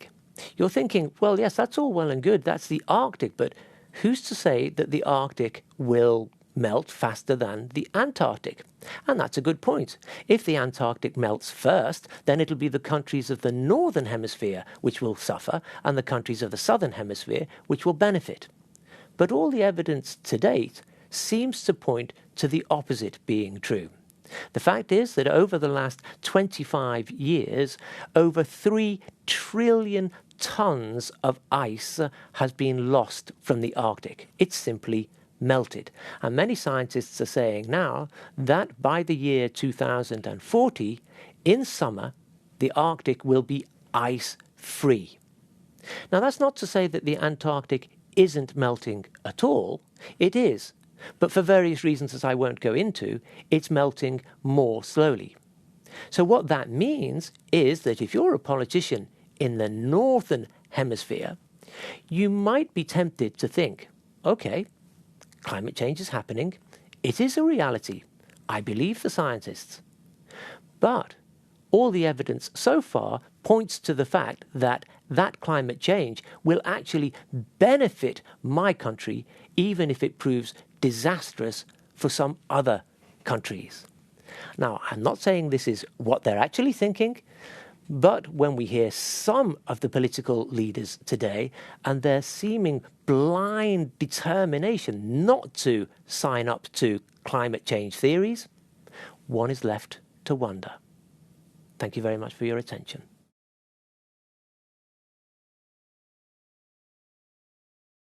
Hello, I'm going to be talking to you today about wolves, and particularly the recovery in the wild wolf population in Europe. So if you're ready, we can get started. Ladies and gentlemen, Europeans have always had a rather ambivalent attitude towards the wolf. If you go back far enough in time to the period of the Romans, for example, for the Romans, the wolf was an object of admiration. We've all heard, of course, the famous legend of Romulus and Remus and how they were suckled by a she-wolf. And it was the warlike, noble quality of the wolf that the Romans admired, and they sought inspiration in it for their legions as they marched off trying to conquer most of the known world at the time. But if you fast forward through history a little bit and arrive at the Middle Ages, for example, we find that by then the admiration has given way to fear. People in the Middle Ages were simply frightened of wolves. Wolves were dangerous animals that lived in dark forests. In many ways, they were almost the antithesis of civilization. And as a result, people at the time did pretty much everything they could to try and exterminate the wolf. And over the centuries, they were so successful that by the end of the 19th century, the wolf in Western Europe was pretty much extinct. Now, wolves did remain in the wild in the east of Europe, and that was mainly because, quite simply, there was more space, and particularly when they were persecuted, the wolves could always escape further east to the Russian steppes. But as I say, in the west of Europe, the wolf was pretty much extinct.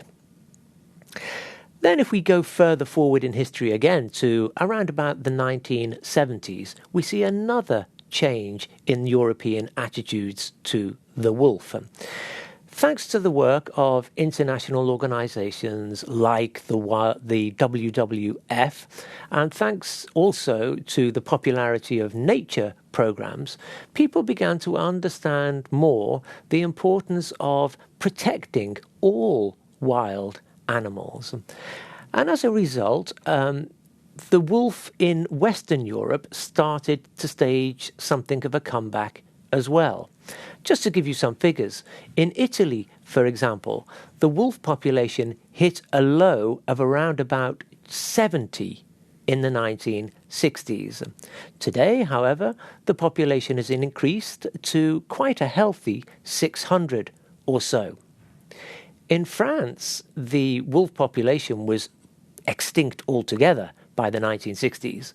But thanks to the recovery of the wolf population in Italy, many individuals managed to find their way across the Alps and into France and helped to introduce a recovery of the wolf population there, so that the wolf population in France now stands at quite a respectable 150 or so.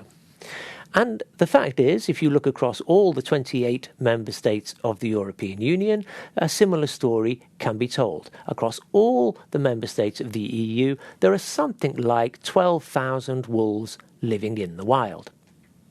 Now, that's good news in many ways, but it's not news that is welcome to everybody.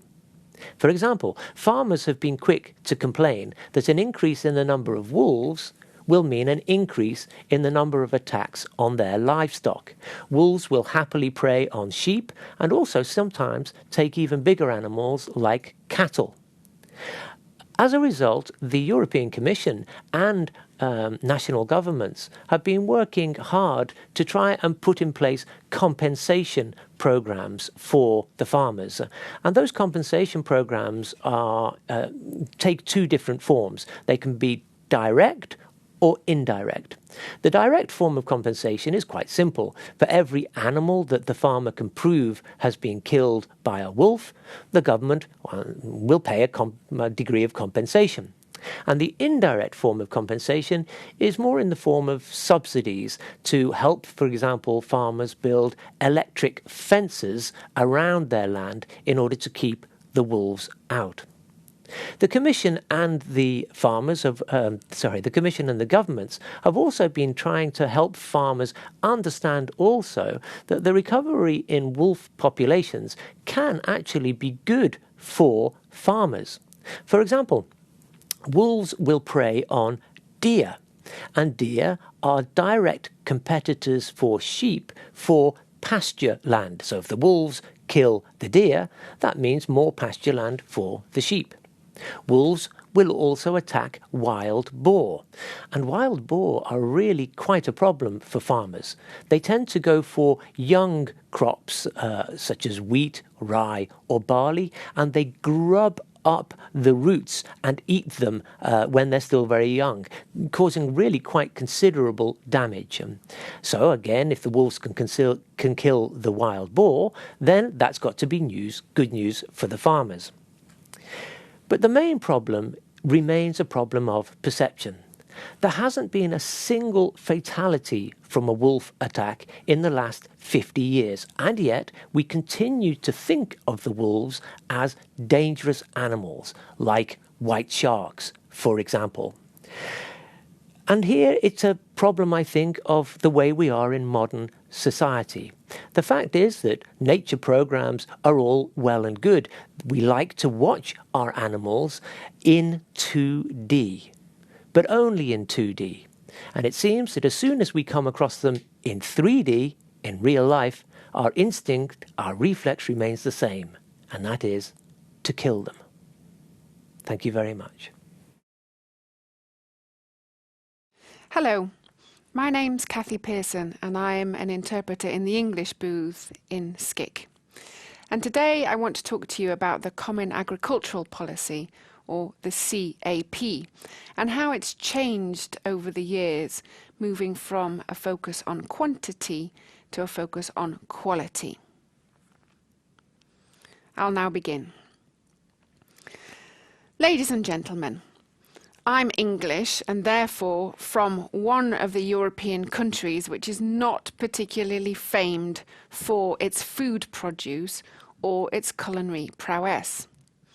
However, generally speaking, Europe does have a certain reputation for good quality food and very good cooking. Quality is essential for EU farming. But this has been a big shift in policy, in the CAP policy over the years. Because when the CAP was first established in 1957 under the Treaty of Rome, it was all about quantity, about getting as much food as possible, as cheaply as possible, whilst ensuring a fair income for farmers. Those are, in fact, the three main stated aims of the CAP. 1, to increase production. 2, to ensure secure food supply at reasonable prices. And 3, to give farmers a fair income. When it was set up as a response to very real challenges and anxieties of the time. It's easy to forget, but back in the 1950s, European citizens, particularly in Western Europe, still had very vivid memories of the food shortages that were brought about by 2 world wars. And it was important for them that they had as much food that they could afford as possible. But in the meantime, and over the last 50 years, quantity has become a problem. The amount spent on EU farming has led to overproduction, and with it a general feeling among the public that too much is being spent on farming. And the press, of course, have had a field day reporting on milk lakes and butter mountains, all of this wasted food that we're paying for to be produced, but nobody actually consumes. So, in order to deal with this problem and this feeling among the citizens, Europe decided to reform its policy and to move away from quantity and towards quality. That's been the aim of the successive reforms of the CAP over the years. But it's particularly true of the 2003 reform.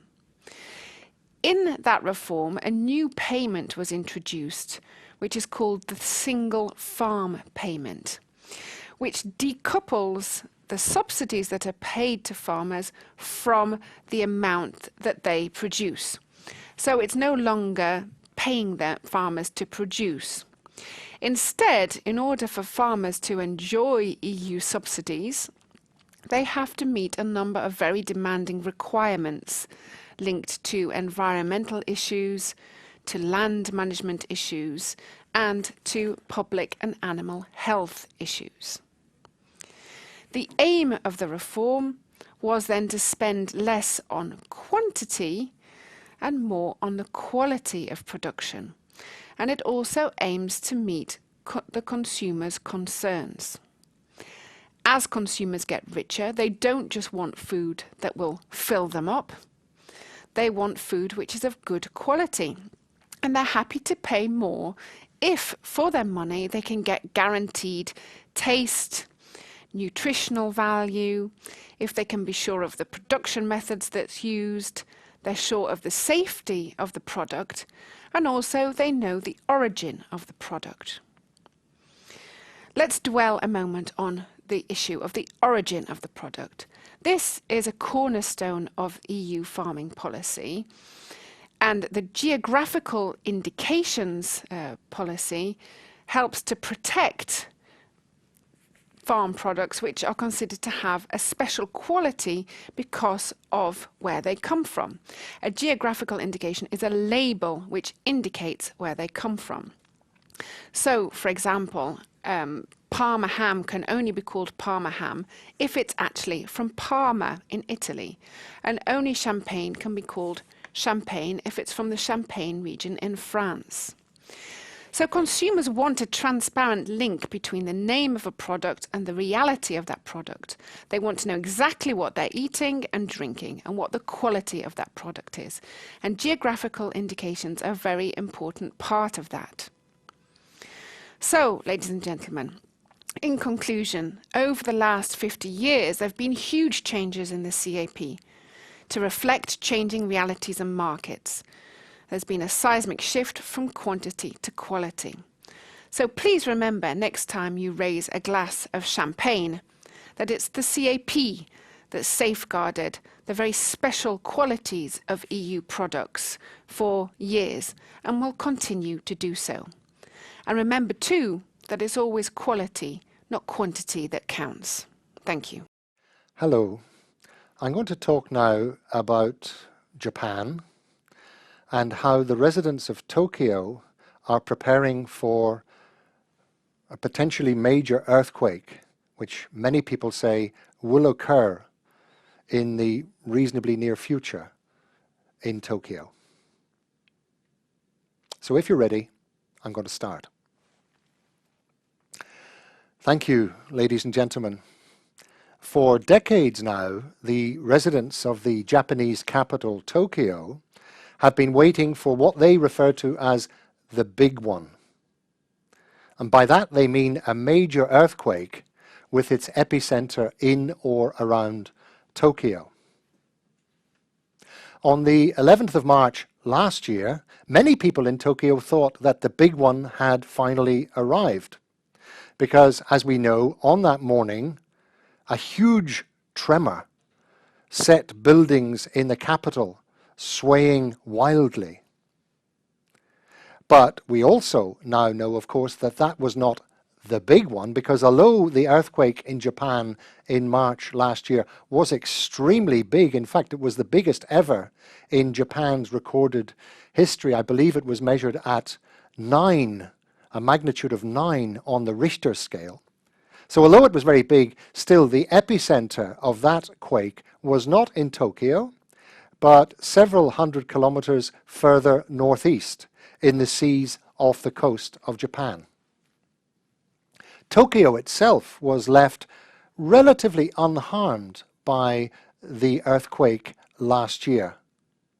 But the size of that earthquake and the devastation that it caused in the north of Japan was a kind of a reminder to Tokyo that it needs to be ready for a similar disaster, because all the experts agree that there will be a big quake in or around Tokyo sometime soon. And if Tokyo is not properly prepared, then the human costs and the economic costs of such a quake could far exceed what happened last March in the northeast of Japan. It's now estimated that over 20,000 people died in last year's Japanese earthquake, and over 250,000 people were left sheltering in refuge shelters. But of course, Tokyo is much more densely populated than the northeast of Japan. The population of Greater Tokyo is about 35 million people. That's a quarter of the total Japanese population.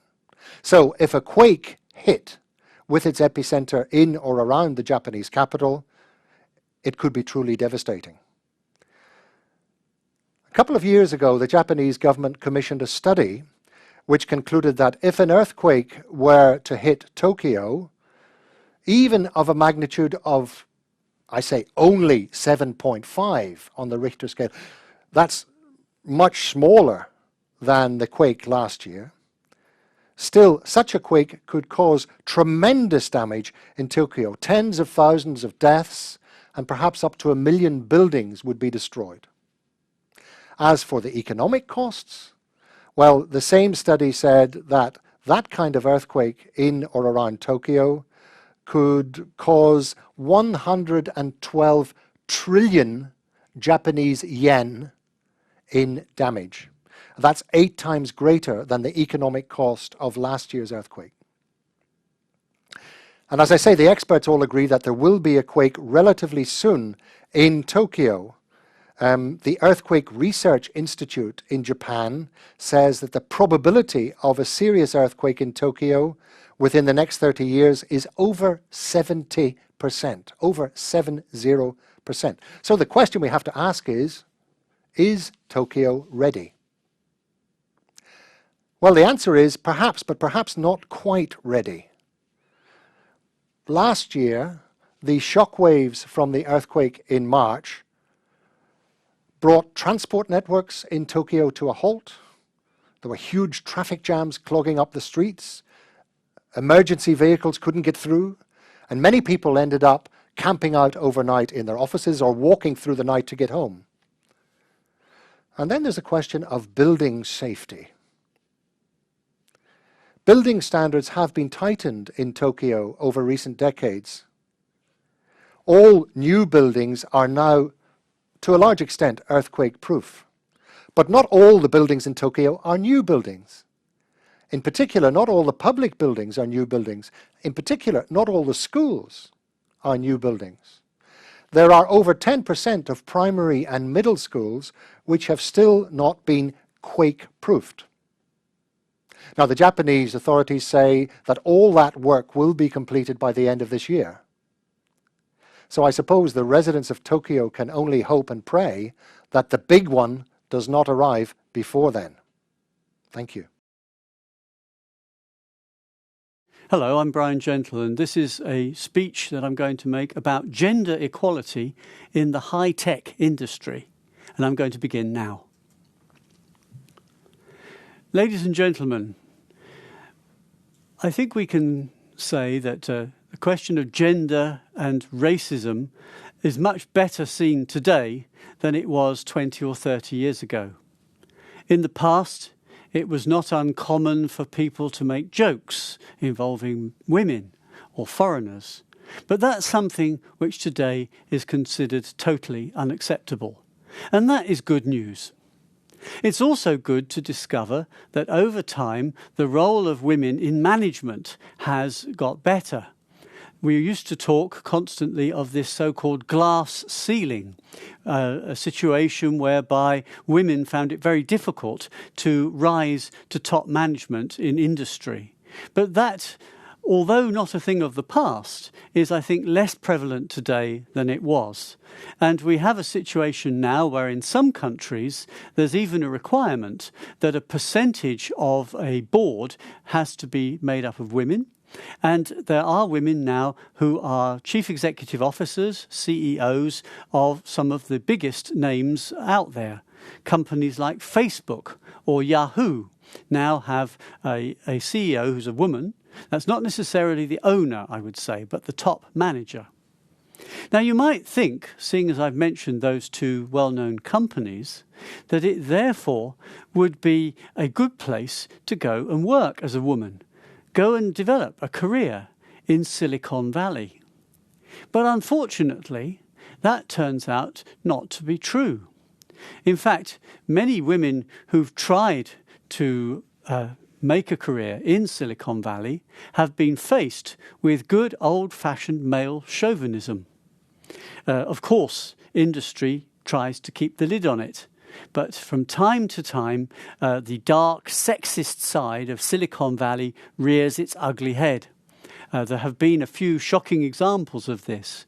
For instance, recently there was an office party at Microsoft at which a number of scantily dressed women were required to come on stage and perform, well, let's say, questionable dances.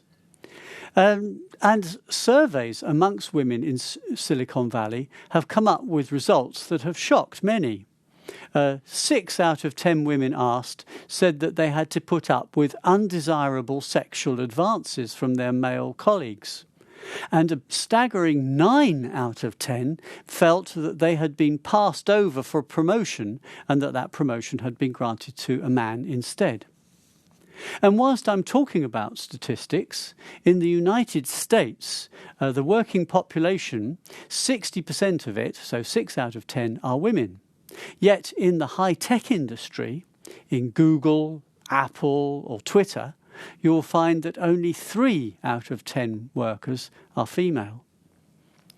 I came across a rather harrowing story of a woman who worked for the Uber taxi company in its headquarters in the United States. She too had to deal with undesirable sexual advances by her boss, and so she complained to the top management. To her horror, the top management merely responded that they would not take action against this lady's boss because he was a high flyer and someone they needed in the industry, which I suppose assumes that they didn't need her to the same extent. She soon got the message and discovered also that she was far from the only woman in that company that was affected by this kind of harassment. She eventually left, but she also made her story public, and Uber had a very hard time dealing with the negative publicity that this engendered. Others followed her example, so much so that the number of women working for Uber now has been decimated. When she first started working at the company, 25% of the staff was female. Now it's just 6%. The message seems to be doing the rounds as well. More and more women are choosing careers other than high-tech simply because of the fact that they fear harassment if they get into that branch. The American government has been trying very hard to encourage women to work in the sector.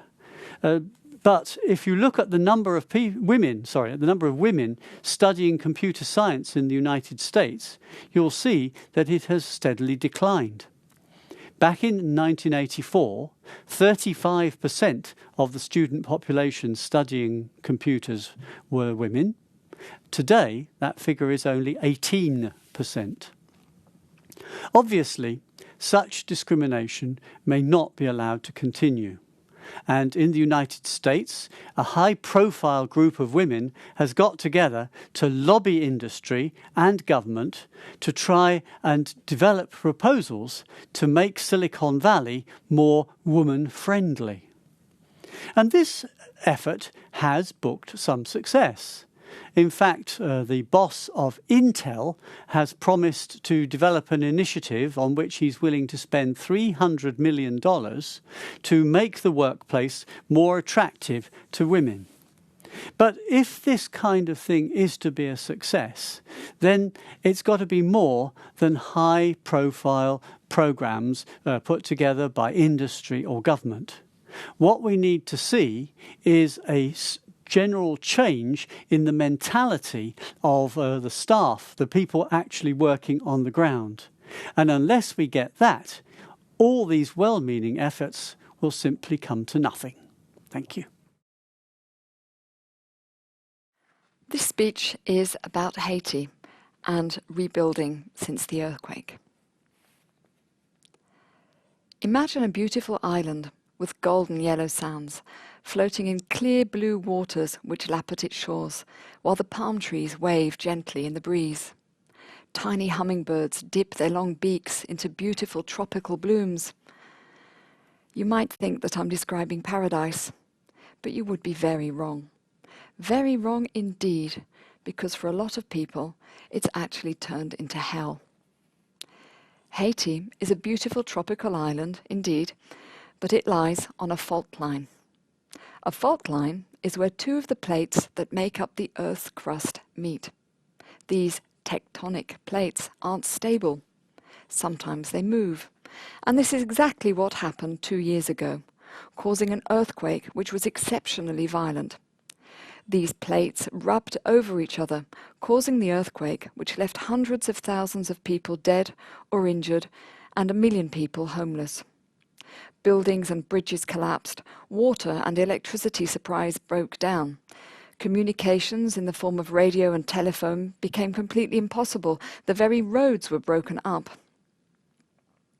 There were, of course, the usual desperate pleas for international assistance.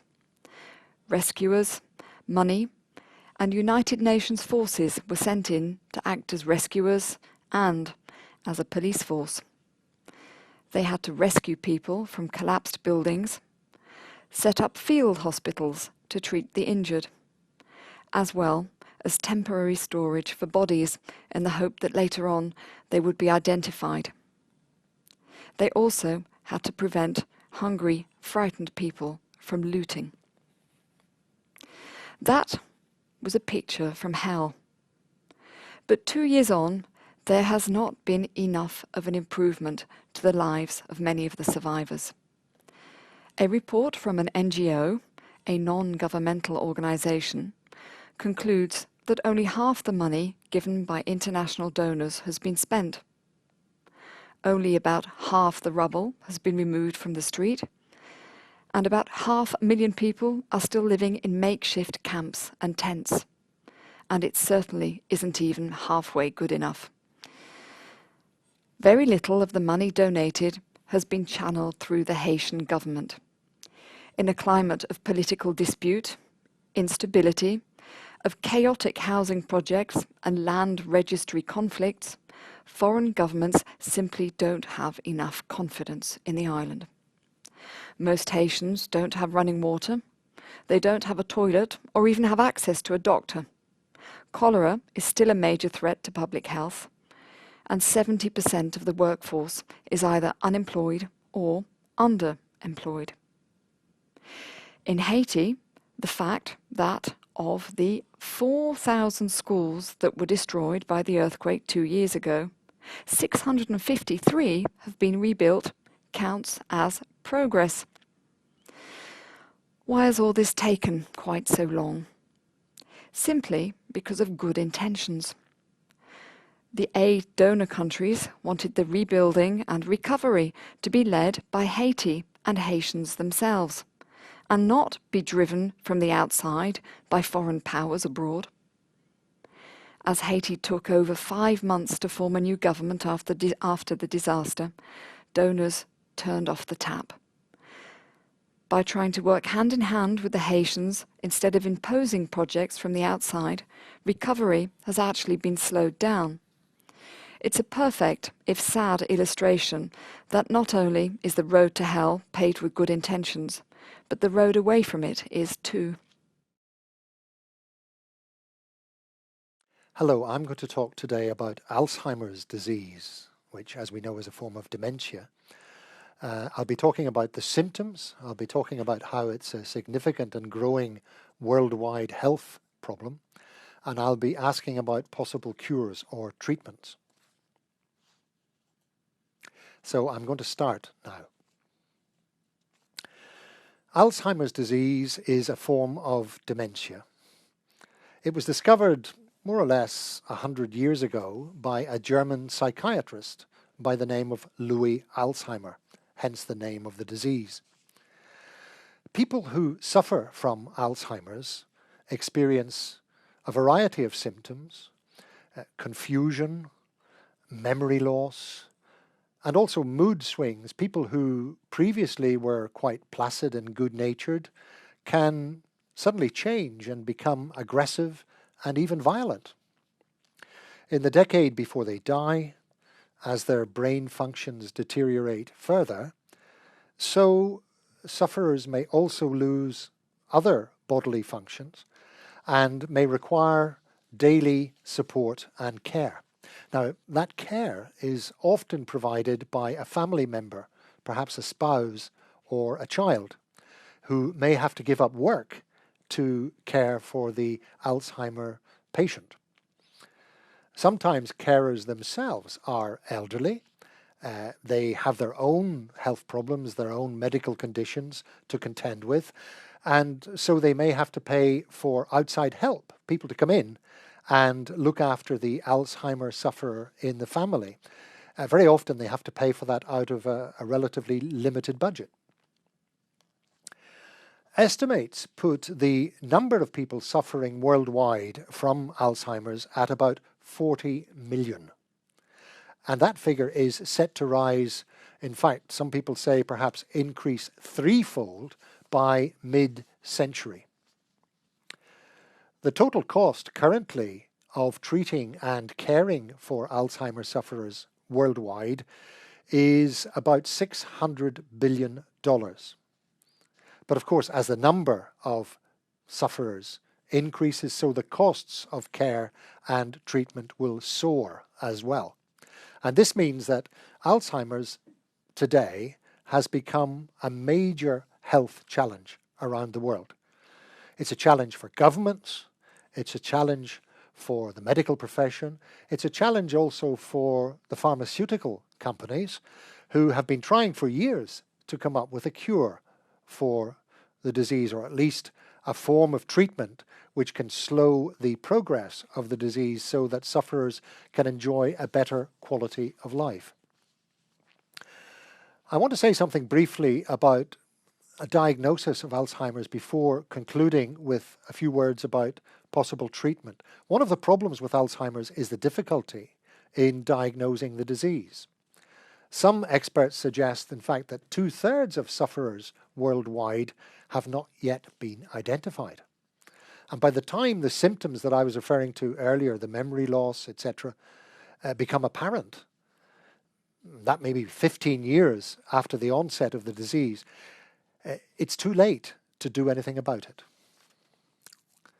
What about treatment for Alzheimer's? Is there going to be an Alzheimer's drug? Well, there are some drugs currently available, but the best of those will only slow mental decline for perhaps a few months at best. Many drugs that have been undergoing clinical trials in the big pharmaceutical companies have ended up failing, often in the final stage trials. And this is a very costly process. Perhaps as much as $400 million of research and development money can go into researching and developing a new drug, which then fails. That sum of money could have been used to pay for example, 3 life-saving cancer therapies. And that explains why many of the big pharmaceutical companies have now stepped back from Alzheimer's research. But there is one that is continuing. That is Eli Lilly in the States. They recently offered some hopeful news for Alzheimer's sufferers and their carers. They recently completed a large-scale trial of an anti-Alzheimer's drug. I'll spare you the name. I can't pronounce it, actually. And they say that the results are promising. The drug in question was seen to affect a 34% slowing of the rate of mental decline in people suffering from mild or early stage Alzheimer's, suggesting that it could be effective if it is given before the disease becomes too entrenched. But of course, there's a catch-22 there. As I said earlier, Alzheimer's is difficult to diagnose. Anyway, Eli Lilly is staying with the Alzheimer's drug research. Obviously, they know that the potential market is huge, but a former executive was quoted recently as saying that they're staying with it also because of the vast amount of human suffering involved in Alzheimer's. And they say they just cannot turn their back on that. Thank you. This speech is suitable for consecutive interpretation, and it's about high-speed rail travel.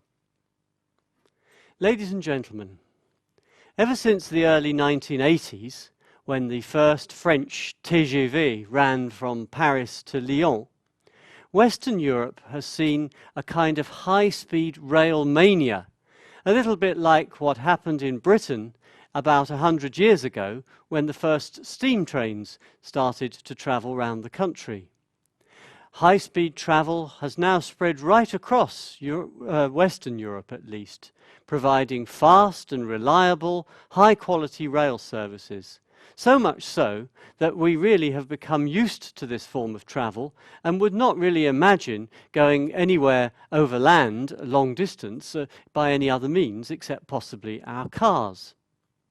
Now, I don't want to start talking to you today about the technical challenges involved in building high-speed rail lines, or about routes or the history of railways, although that might be a good subject for a speech one other day. Rather, I'd just like to put one specific question, and that is, has investment in high-speed train travel provided reasonable travel services for the average citizen? Now, the European Commission seems to think that the answer to this question is a definite yes, because they have invested quite a lot of money in high-speed rail themselves. Just to take the high-speed rail system in Spain as an example, in the period from 2006 to 2007, the Commission has provided 3.6 billion euros in investment funding, and we are now in the middle of a second programme to run from 2007 till 2013, and which is worth another 3.5 billion. This is particularly to encourage the Spanish railway authorities to connect their high-speed rail service with the French rail services and therefore provide a cross-Europe connection. Now, such engineering work is, of course, a real achievement in itself. But I'd like to suggest, in my opinion, that it doesn't really help the average commuter or cross-country traveller. What railway companies have done, and the governments as well, is to rob Peter to pay Paul. What they've done is they've put a lot of financing into high-speed trains and not very much into local railways. Of course, one reason for this might be that local train travel isn't considered very sexy. Whilst it looks really nice for a transport minister to cut the ribbon opening some new high-speed rail project, it's not really so attractive for this same minister to be opening a suburban station somewhere. It's not quite so likely to get him elected next time round either. Mind you, not all these high-profile rail projects have been as good as was originally expected. Perhaps one example of this is the Channel Tunnel, which links Britain and France. Though that tunnel was an engineering success and is much appreciated by the thousands or possibly millions of people that have used it already, nevertheless, it was a financial disaster. At the outset, the French and British governments both insisted that this investment should be provided by private funding and that the state would not get involved in the finance. Because, like many of these major infrastructure projects, it took far longer to build than originally expected and cost a great deal more as well, the tunnel has been losing money ever since it opened. And many small investors and some major banks, including the European Investment Bank, have lost a lot of money in the process. What we need now really is to back up these high-speed services with better local transport systems in the big cities. After all, what's the point of being able to travel from Paris or Brussels to London in about 2 hours if it then takes you another 2 hours to get from the centre of the city to your destination, perhaps only 10 kilometres outside the middle of town? Unless the governments are also prepared to tackle these less sexy forms of public transport, consumers, I'm afraid, will vote with their feet and will travel between their two destinations by car and not by train. Thank you. Hello, I'm going to be talking now about nuclear energy, and in particular nuclear waste and nuclear waste disposal. So you might need to think of some of the vocabulary you might need in that area. I'll be talking about radioactive waste. I may mention the half-life of waste. I may talk about geological repositories. Basically, that means holes in the ground where waste can be stored. I may also talk about a particle accelerator, which is used in a process called transmutation, which I will be explaining. This all sounds terribly technical, but it's not really too complicated if you just follow the logic. So those are some of the terms. That's the topic I'll be talking about. And if you've recovered from the shock and you're ready now, I'm going to start. Thank you very much, ladies and gentlemen. There's a saying with which I suppose most of us are familiar, which goes, "There's no such thing as a free lunch." I'm sure you've heard that saying before. It certainly seems to be true when it comes to producing energy. For example, if we burn fossil fuels, we get CO2 and lots of pollution. If we build dams in order to produce hydroelectric power, we risk destroying the ecology of whole river basins. And if we produce nuclear energy in a nuclear power station, well, we also generate a substantial amount of highly toxic radioactive waste, which has to be safely disposed of. And it's the disposal of this waste which quite rightly causes concern among many people who perhaps otherwise would welcome nuclear power in this age of climate change as a source of clean, carbon-free energy. People are worried about waste disposal. The current favoured solution would be to try to store the radioactive waste in so-called geological repositories deep underground. Now, that sounds fine, as long as it's not happening anywhere near us. In the UK, for example, which has been accumulating nuclear waste for over 50 years, they have been going through a consultation process for some time to try to establish a site for such a geological repository, but it's proving very difficult. The principle of not in my backyard tends to apply. It's okay to do it as long as you don't do it anywhere near me. And so the difficulties in finding acceptable depository sites mean that many people who, as I say, otherwise would be in favour of nuclear energy perhaps feel that we need to look elsewhere for carbon-free energy production. We need to look at renewables, things like wind power, solar power, along with, of course, increased energy efficiency and energy conservation. Now, energy efficiency, energy conservation, renewables, they are all fine. But personally, I believe that if we want to have a chance of averting the dangers of climate change, while at the same time maintaining our standard of living, which we don't want to give up, then I think we're going to have to continue to rely on nuclear energy on into the future. So, what to do about the waste disposal problem? Well, there is another solution that has been in the air. It's been around since the 1990s, and it's called transmutation. Now, this sounds perhaps rather strange and mysterious, but let me try and explain it very simply, being a layman myself. The basic idea is that the nuclear waste, the radioactive material, would be put into, let's say, a machine. It's actually a particle accelerator. But you put it in this machine, and you use a beam of high energy subatomic particles to smash up the waste into much more stable products with shorter half-lives.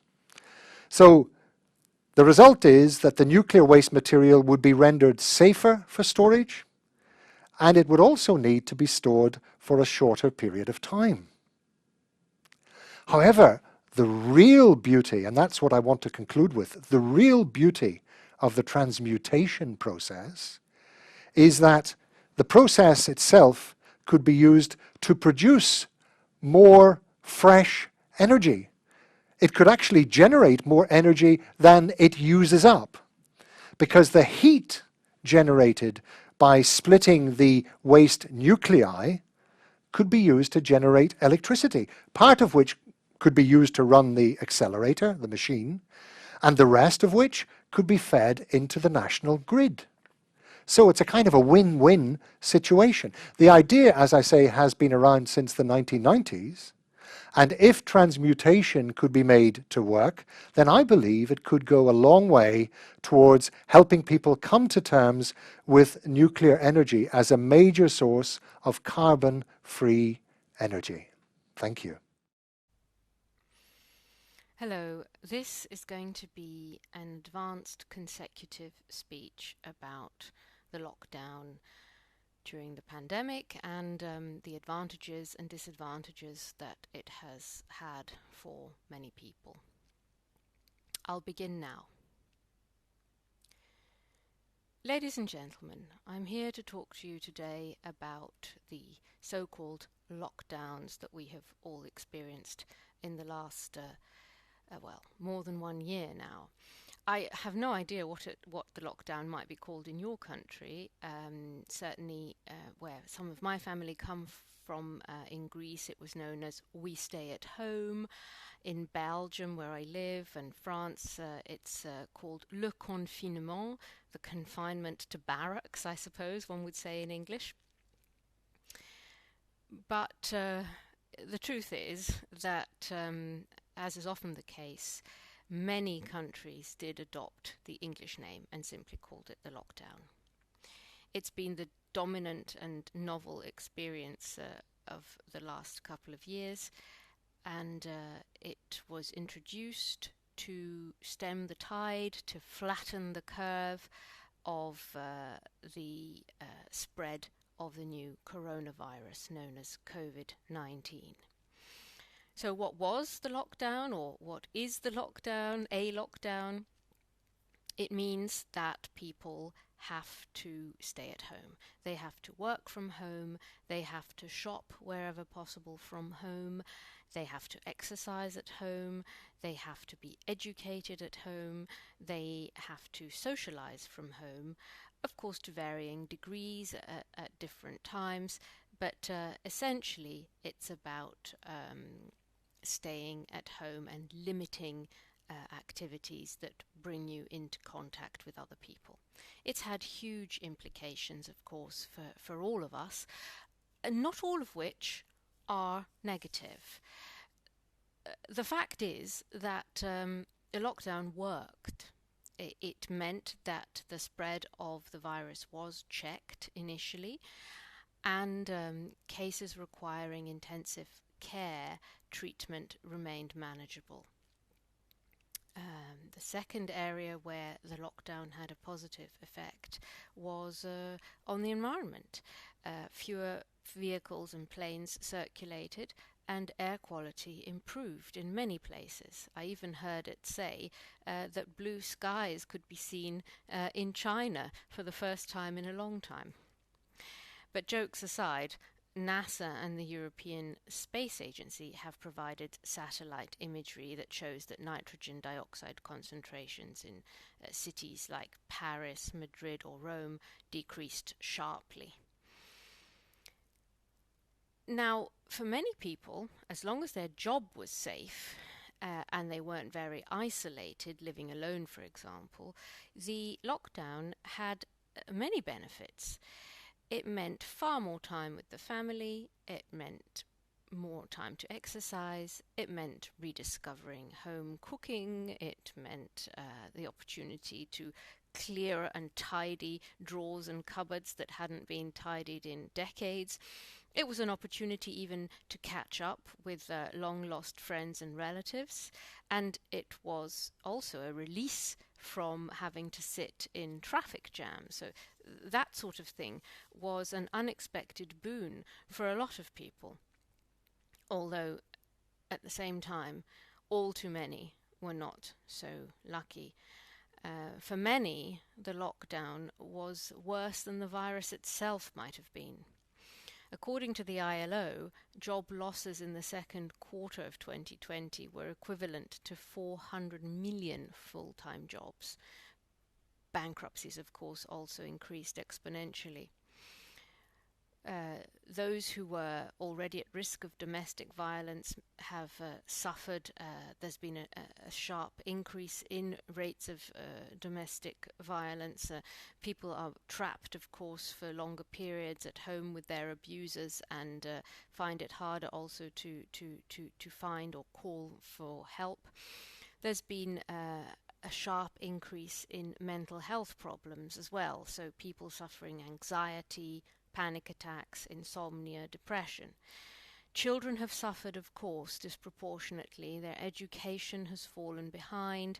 They may often have become fatter due to the more sedentary lifestyle.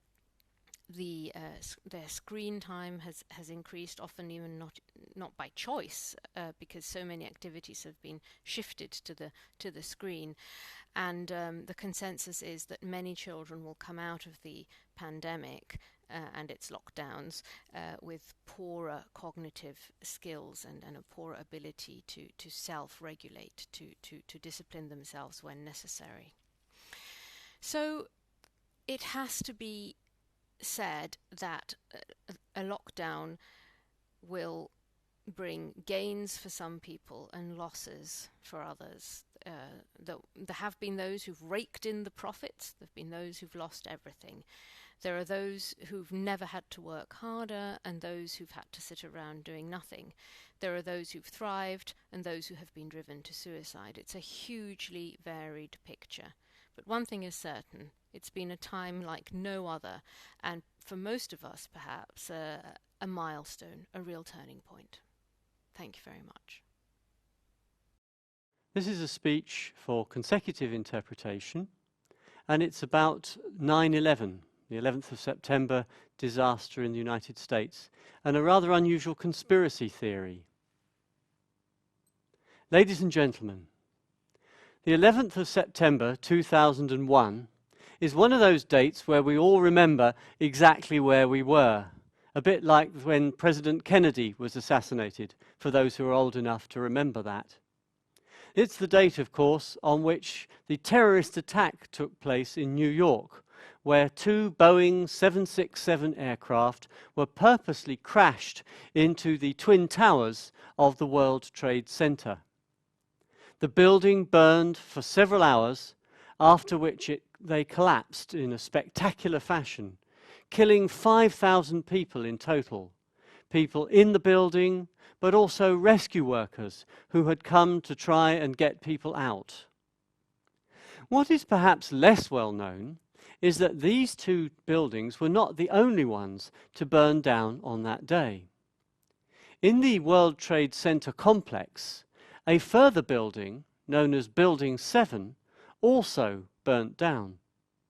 It is only about half the size of the famous towers, but it's next door to them. And apparently what seems to have happened is that due to the raging inferno of the two main buildings, fire got across the gap into building number 7, and it too burned for about 5 hours after collapsing in a heap of rubble. Since then, however, a whole discussion has begun about the circumstances surrounding the collapse of building number 7. On the sort of basis of the question, did it fall or was it pushed? You see, there's now a conspiracy theory developing that the American government used the opportunity of the burning Twin Towers to cause the collapse and demolish Building 7 at the same time. Why, you ask, would they bother to knock down another building in this way? Well, it happens that inside Building 7 are located some offices of the American Security Forces, the CIA and the FBI. And that means they also had archives which contained compromising files. Now, according to American legislation, like in many other democratic countries, after a certain number of years, these files become available to the public. But of course, if the whole building is destroyed, including the files, then this information is lost forever. Theoreticians therefore thought this was a golden opportunity to argue that maybe the American government had arranged all this on purpose. If you watch the film, apparently, of this building collapsing, it falls straight down from top to bottom, like a controlled demolition. And apparently that's not possible under what you might describe as natural circumstances for a building of this type. In fact, proponents of the theory argue that a similar case which occurred in Spain saw that building burn for several days, but it never actually collapsed. It was just left as a heap of tangled metal. Now, personally, I think that this particular argument is a load of poppycock, and I'll explain to you why. Firstly, I think there are just too many coincidences. If you want to go about demolishing a building of this type, a skyscraper, it takes weeks of preparation. And yet nobody saw official-looking people running round with hard hats and miles of cable. On top of that, the American government would never have had the time to put this whole thing together, unless, of course, you are sufficiently cynical to believe that the whole hijack business was actually put together by the US government in the first place, which I frankly doubt. Secondly, such a demolition requires an enormous amount of explosives. Even one explosive charge makes the noise equivalent to that of an aircraft engine or a pop concert. And yet no such bangs or whatever can be heard in the recordings of the film that have been made of the actual fire. And then thirdly, you would have found the evidence in the rubble. If they'd have carried out a controlled detonation, there would have been miles of cable all over the place and electrical circuits and so forth. And yet, however hard the authorities might have tried to hide all this information, some journalist somewhere would have discovered it. Nothing was ever discovered. And this is why I think that the whole theory is a bit of a hoax. It may be unlikely that these kind of buildings collapse when they burn, but we have to remember that this fire was exceptionally hot, over 1,000 degrees centigrade, and that would have been enough to weaken the steel structure. No, the tragic collapse of Building 7 is still just another tragic consequence of the 9/11 disaster. Thank you. This is a speech for consecutive interpretation, and it's about 9/11, the 11th of September disaster in the United States, and a rather unusual conspiracy theory. Ladies and gentlemen, the 11th of September 2001 is one of those dates where we all remember exactly where we were, a bit like when President Kennedy was assassinated, for those who are old enough to remember that. It's the date, of course, on which the terrorist attack took place in New York, where 2 Boeing 767 aircraft were purposely crashed into the Twin Towers of the World Trade Center. The building burned for several hours, after which they collapsed in a spectacular fashion, killing 5,000 people in total. People in the building, but also rescue workers who had come to try and get people out. What is perhaps less well known is that these 2 buildings were not the only ones to burn down on that day. In the World Trade Center complex, a further building, known as Building 7, also burnt down. It is only about half the size of the famous towers, but it's next door to them. And apparently what seems to have happened is that due to the raging inferno of the 2 main buildings, fire got across the gap into building number 7, and it too burned for about 5 hours after collapsing in a heap of rubble. Since then, however, a whole discussion has begun about the circumstances surrounding the collapse of building number 7, on the sort of basis of the question, did it fall or was it pushed? You see, there's now a conspiracy theory developing that the American government used the opportunity of the burning Twin Towers to cause the collapse and demolish Building 7 at the same time. Why, you ask, would they bother to knock down another building in this way? Well, it happens that inside Building 7 are located some offices of the American security forces, the CIA and the FBI. And that means they also had archives which contained compromising files. Now, according to American legislation, like in many other democratic countries, after a certain number of years, these files become available to the public. But of course, if the whole building is destroyed, including the files, then this information is lost forever. Theoreticians therefore thought this was a golden opportunity to argue that maybe the American government had arranged all this on purpose.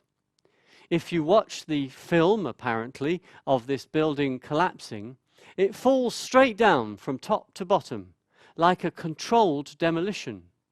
And apparently that's not possible under what you might describe as natural circumstances for a building of this type.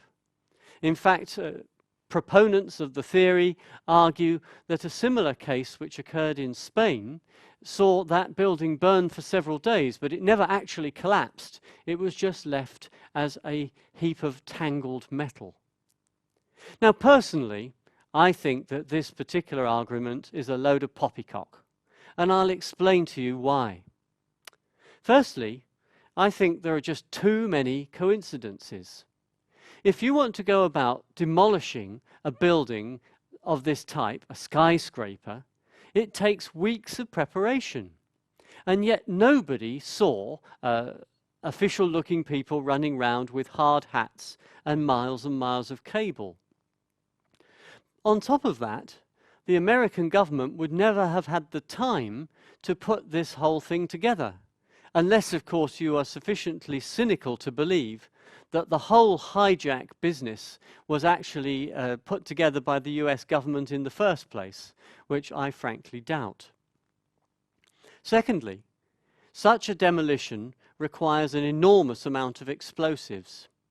Even one explosive charge makes the noise equivalent to that of an aircraft engine or a pop concert.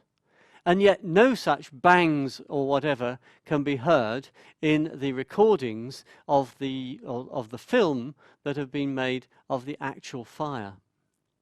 And then thirdly, you would have found the evidence in the rubble. If they'd have carried out a controlled detonation, there would have been miles of cable all over the place and electrical circuits and so forth. And yet, however hard the authorities might have tried to hide all this information, some journalist somewhere would have discovered it. Nothing was ever discovered. And this is why I think that the whole theory is a bit of a hoax. It may be unlikely that these kind of buildings collapse when they burn, but we have to remember that this fire was exceptionally hot, over 1,000 degrees centigrade, and that would have been enough to weaken the steel structure. No, the tragic collapse of Building 7 is still just another tragic consequence of the 9/11 disaster. Thank you.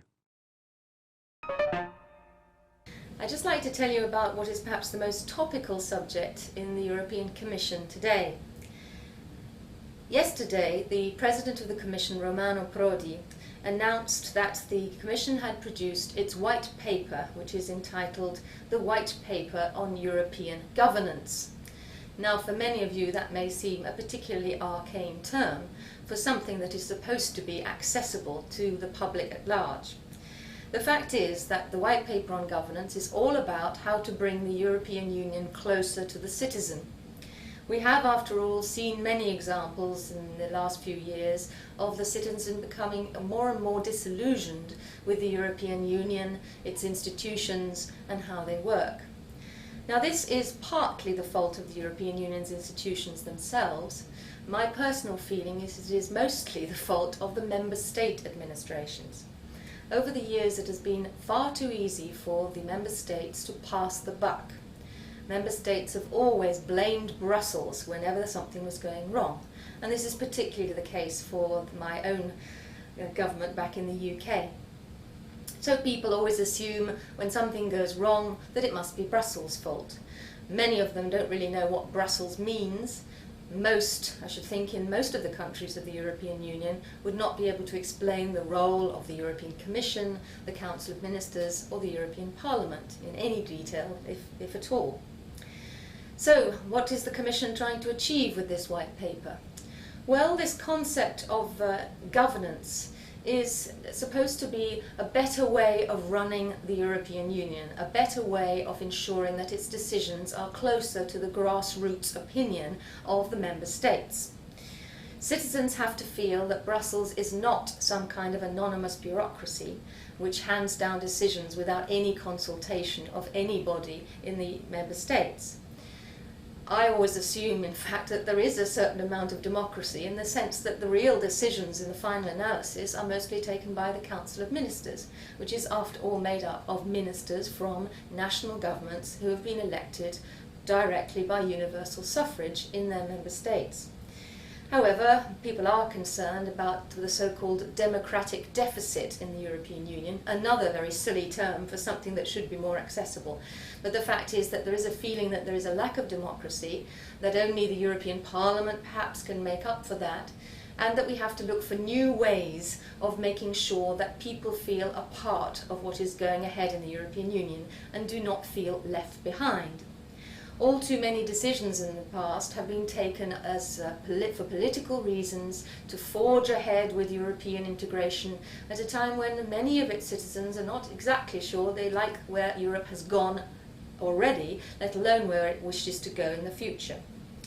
The most recent examples of people's disaffection with the European Union have been seen, for example, in the very low turnout in European Parliament elections. Or, for example, in the, at least the peaceful demonstrations against various international summits. In the past, we'd had demonstrations at WTO negotiations. We've recently had the most appalling violence at the G8 in Genoa. However, we had never really seen violence of any kind in an EU summit until Gothenburg this year, when some dreadful incidents occurred with severe examples of violence, and the whole city, or part of the city, was very badly trashed. But I said earlier on that when I talked about disaffection, that I was thinking more in terms of peaceful demonstrations, people who feel they have a genuine grievance against globalization and capitalism are now targeting the EU as well as other international institutions which were previously in the firing line. But finally, we had the recent referendum in Ireland about the Treaty of Nice, where the Irish voted against the Treaty of Nice. And it is unlikely that they will have another referendum for another year and a half at the very minimum. Mr. Prodi said in his press conference yesterday that despite the fact that governance wasn't terribly sexy as a title, the fact is that it is about something which is also not terribly sexy, which is the institutional debate in the European Union. How the institutions should be run and how they should be seen to be closer to the citizen and actually be close to the citizen. As he said, democracy is in itself a marvellous thing, but it is also rather boring. And so governance, in a way, puts it in a nutshell. But what it means is this. The European citizens tend to expect a great deal from the European Union, and yet they do not seem to have any trust whatsoever in its institutions. They are taught to be distrustful by their own governments and by the media in their countries. And because they are not given enough direct information from the Commission itself, which sometimes perhaps fears putting its foot in it and therefore does not defend itself in member states, the people have no other source of information. So what are the first steps in the paper, the White Paper on Governance? First of all, Mr. Prodi says that the European Commission, and subsequently he hopes other institutions, will systematically bring themselves closer to the regions, to what, again, in a funny term, people now refer to as civil society, local authorities, and towns and cities, so that when they take decisions, they know what people at the grassroots think. They also feel that there are far too many advisory committees which are supposed to keep the Commission aware of what is going on in Member States, but they don't. They fail miserably. Mr. Prodi said there were 700 or so advisory committees and they are just not doing their job properly. He also said that procedures need to be streamlined, the administration must be lean and only intervene in areas where the treaty says that it should intervene. And remember, I'm talking about the Commission at this stage because Mr. Prodi has said it needs to clean up its own act, but he does very much hope that the Parliament and the Council will follow suit. So, streamlining of procedures, only producing legislation where necessary, and above all, condensing legislation, which he says runs at the moment to something like 80,000 pages of legislation, and it should really be much more succinct. His new slogan then is to do it better, but not to do more, which again is not a particularly sexy slogan. But he wants to say that there are areas where there can be greater decentralisation, devolution to the regions or to the member states themselves, or indeed to specialised technical agencies, which would be independent and therefore give a neutral view. He quoted the example of the Food Safety Authority, the European Food Authority, which should be set up soon, and the possibility of an agency on air transport.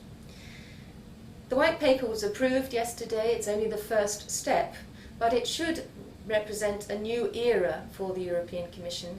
I hope myself, as a European Commission official, that it really does fight back, because it doesn't deserve the reputation that it has acquired over the years, and my personal view is that it is very much the fault of member state governments who have found it all too easy to use the Commission as a scapegoat in the past.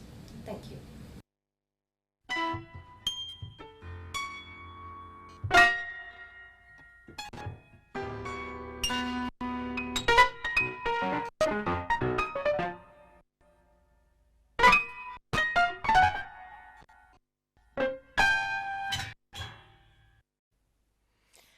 Good day.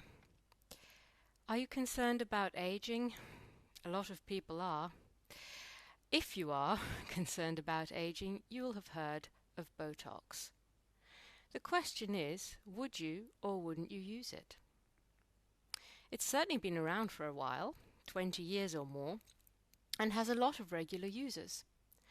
What exactly is Botox, though? It's a toxin. In fact, it's produced by a microbe, the same one that causes botulism, which is a form of food poisoning. Not very appetizing, you might say. But essentially what this toxin does is it prevents the muscles from moving. It's used, in fact, not only in a cosmetic context, but also to treat a number of conditions. For example, cross eyes, migraine, tics, neck spasms, an overactive bladder even. But, as you probably can imagine, it's noted primarily for reducing the appearance of facial wrinkles. So what are its advantages? Well, I suppose it's obvious. People think they look younger when they've used Botox. They can eliminate the appearance of certain wrinkles. Millions, of course, use it. It's probably the most popular cosmetic procedure in the world today. In 2018, in the USA, 7.4 million Botox procedures were carried out. It is the most effective way that we have to reduce the appearance of two things: the so-called crow's feet that appear around the eyes, and frown lines which appear between the eyebrows. More advantages. Botox is convenient. It takes about half an hour for a procedure. It doesn't involve any downtime or time off work. There are no scars, except perhaps some temporary redness of the face. It takes effect 3 or 5 days after the procedure has been carried out. The results are predictable. You know what you'll get. It's a long and well-established procedure with a safety profile and established techniques. It's definitely not surgery. And last but not least, it's affordable. It's basically value for money. Well, you'll be asking yourself what the disadvantages are. Why isn't everybody at it? Well, like many procedures, it is relatively safe, but only if it's performed by an experienced professional, basically a doctor, a dermatologist. The problem is that it's often carried out by very poorly trained beauticians who aren't really qualified to carry out the injections. And where it's carried out by unqualified, non-professionals effectively, there is a risk of pain, of swelling, of bruising. You can end up with headaches and flu-like symptoms, eye dryness, or excessive tearing of the eyes. You could even end up with a droopy eyelid, a raised eyebrow, permanently in other words, or a crooked smile. So all of that means that you may lose certain facial expressions and end up with that kind of frozen mask look that we often see in celebrity magazines.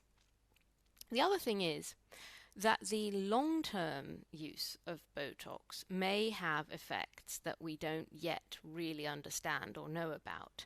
It's not clear. It may be that certain muscles will atrophy if injected with Botox too often. It may be that muscles will weaken or even become paralyzed. So it's up to you, really. Some people swear by Botox despite the disadvantages. It's clearly not going anywhere. The market for Botox is worth $3 billion at the moment, and that's rising. It's a personal choice, and I don't think there's a right or a wrong decision. If it helps you to feel better, even merely psychologically, well, why not? But of course, I do think that at the end of the day, the best of all worlds would be a world in which we all felt completely comfortable in our skins, exactly the way we are. The fact is that we can't turn back time, so I think it's probably not worth trying. Thank you.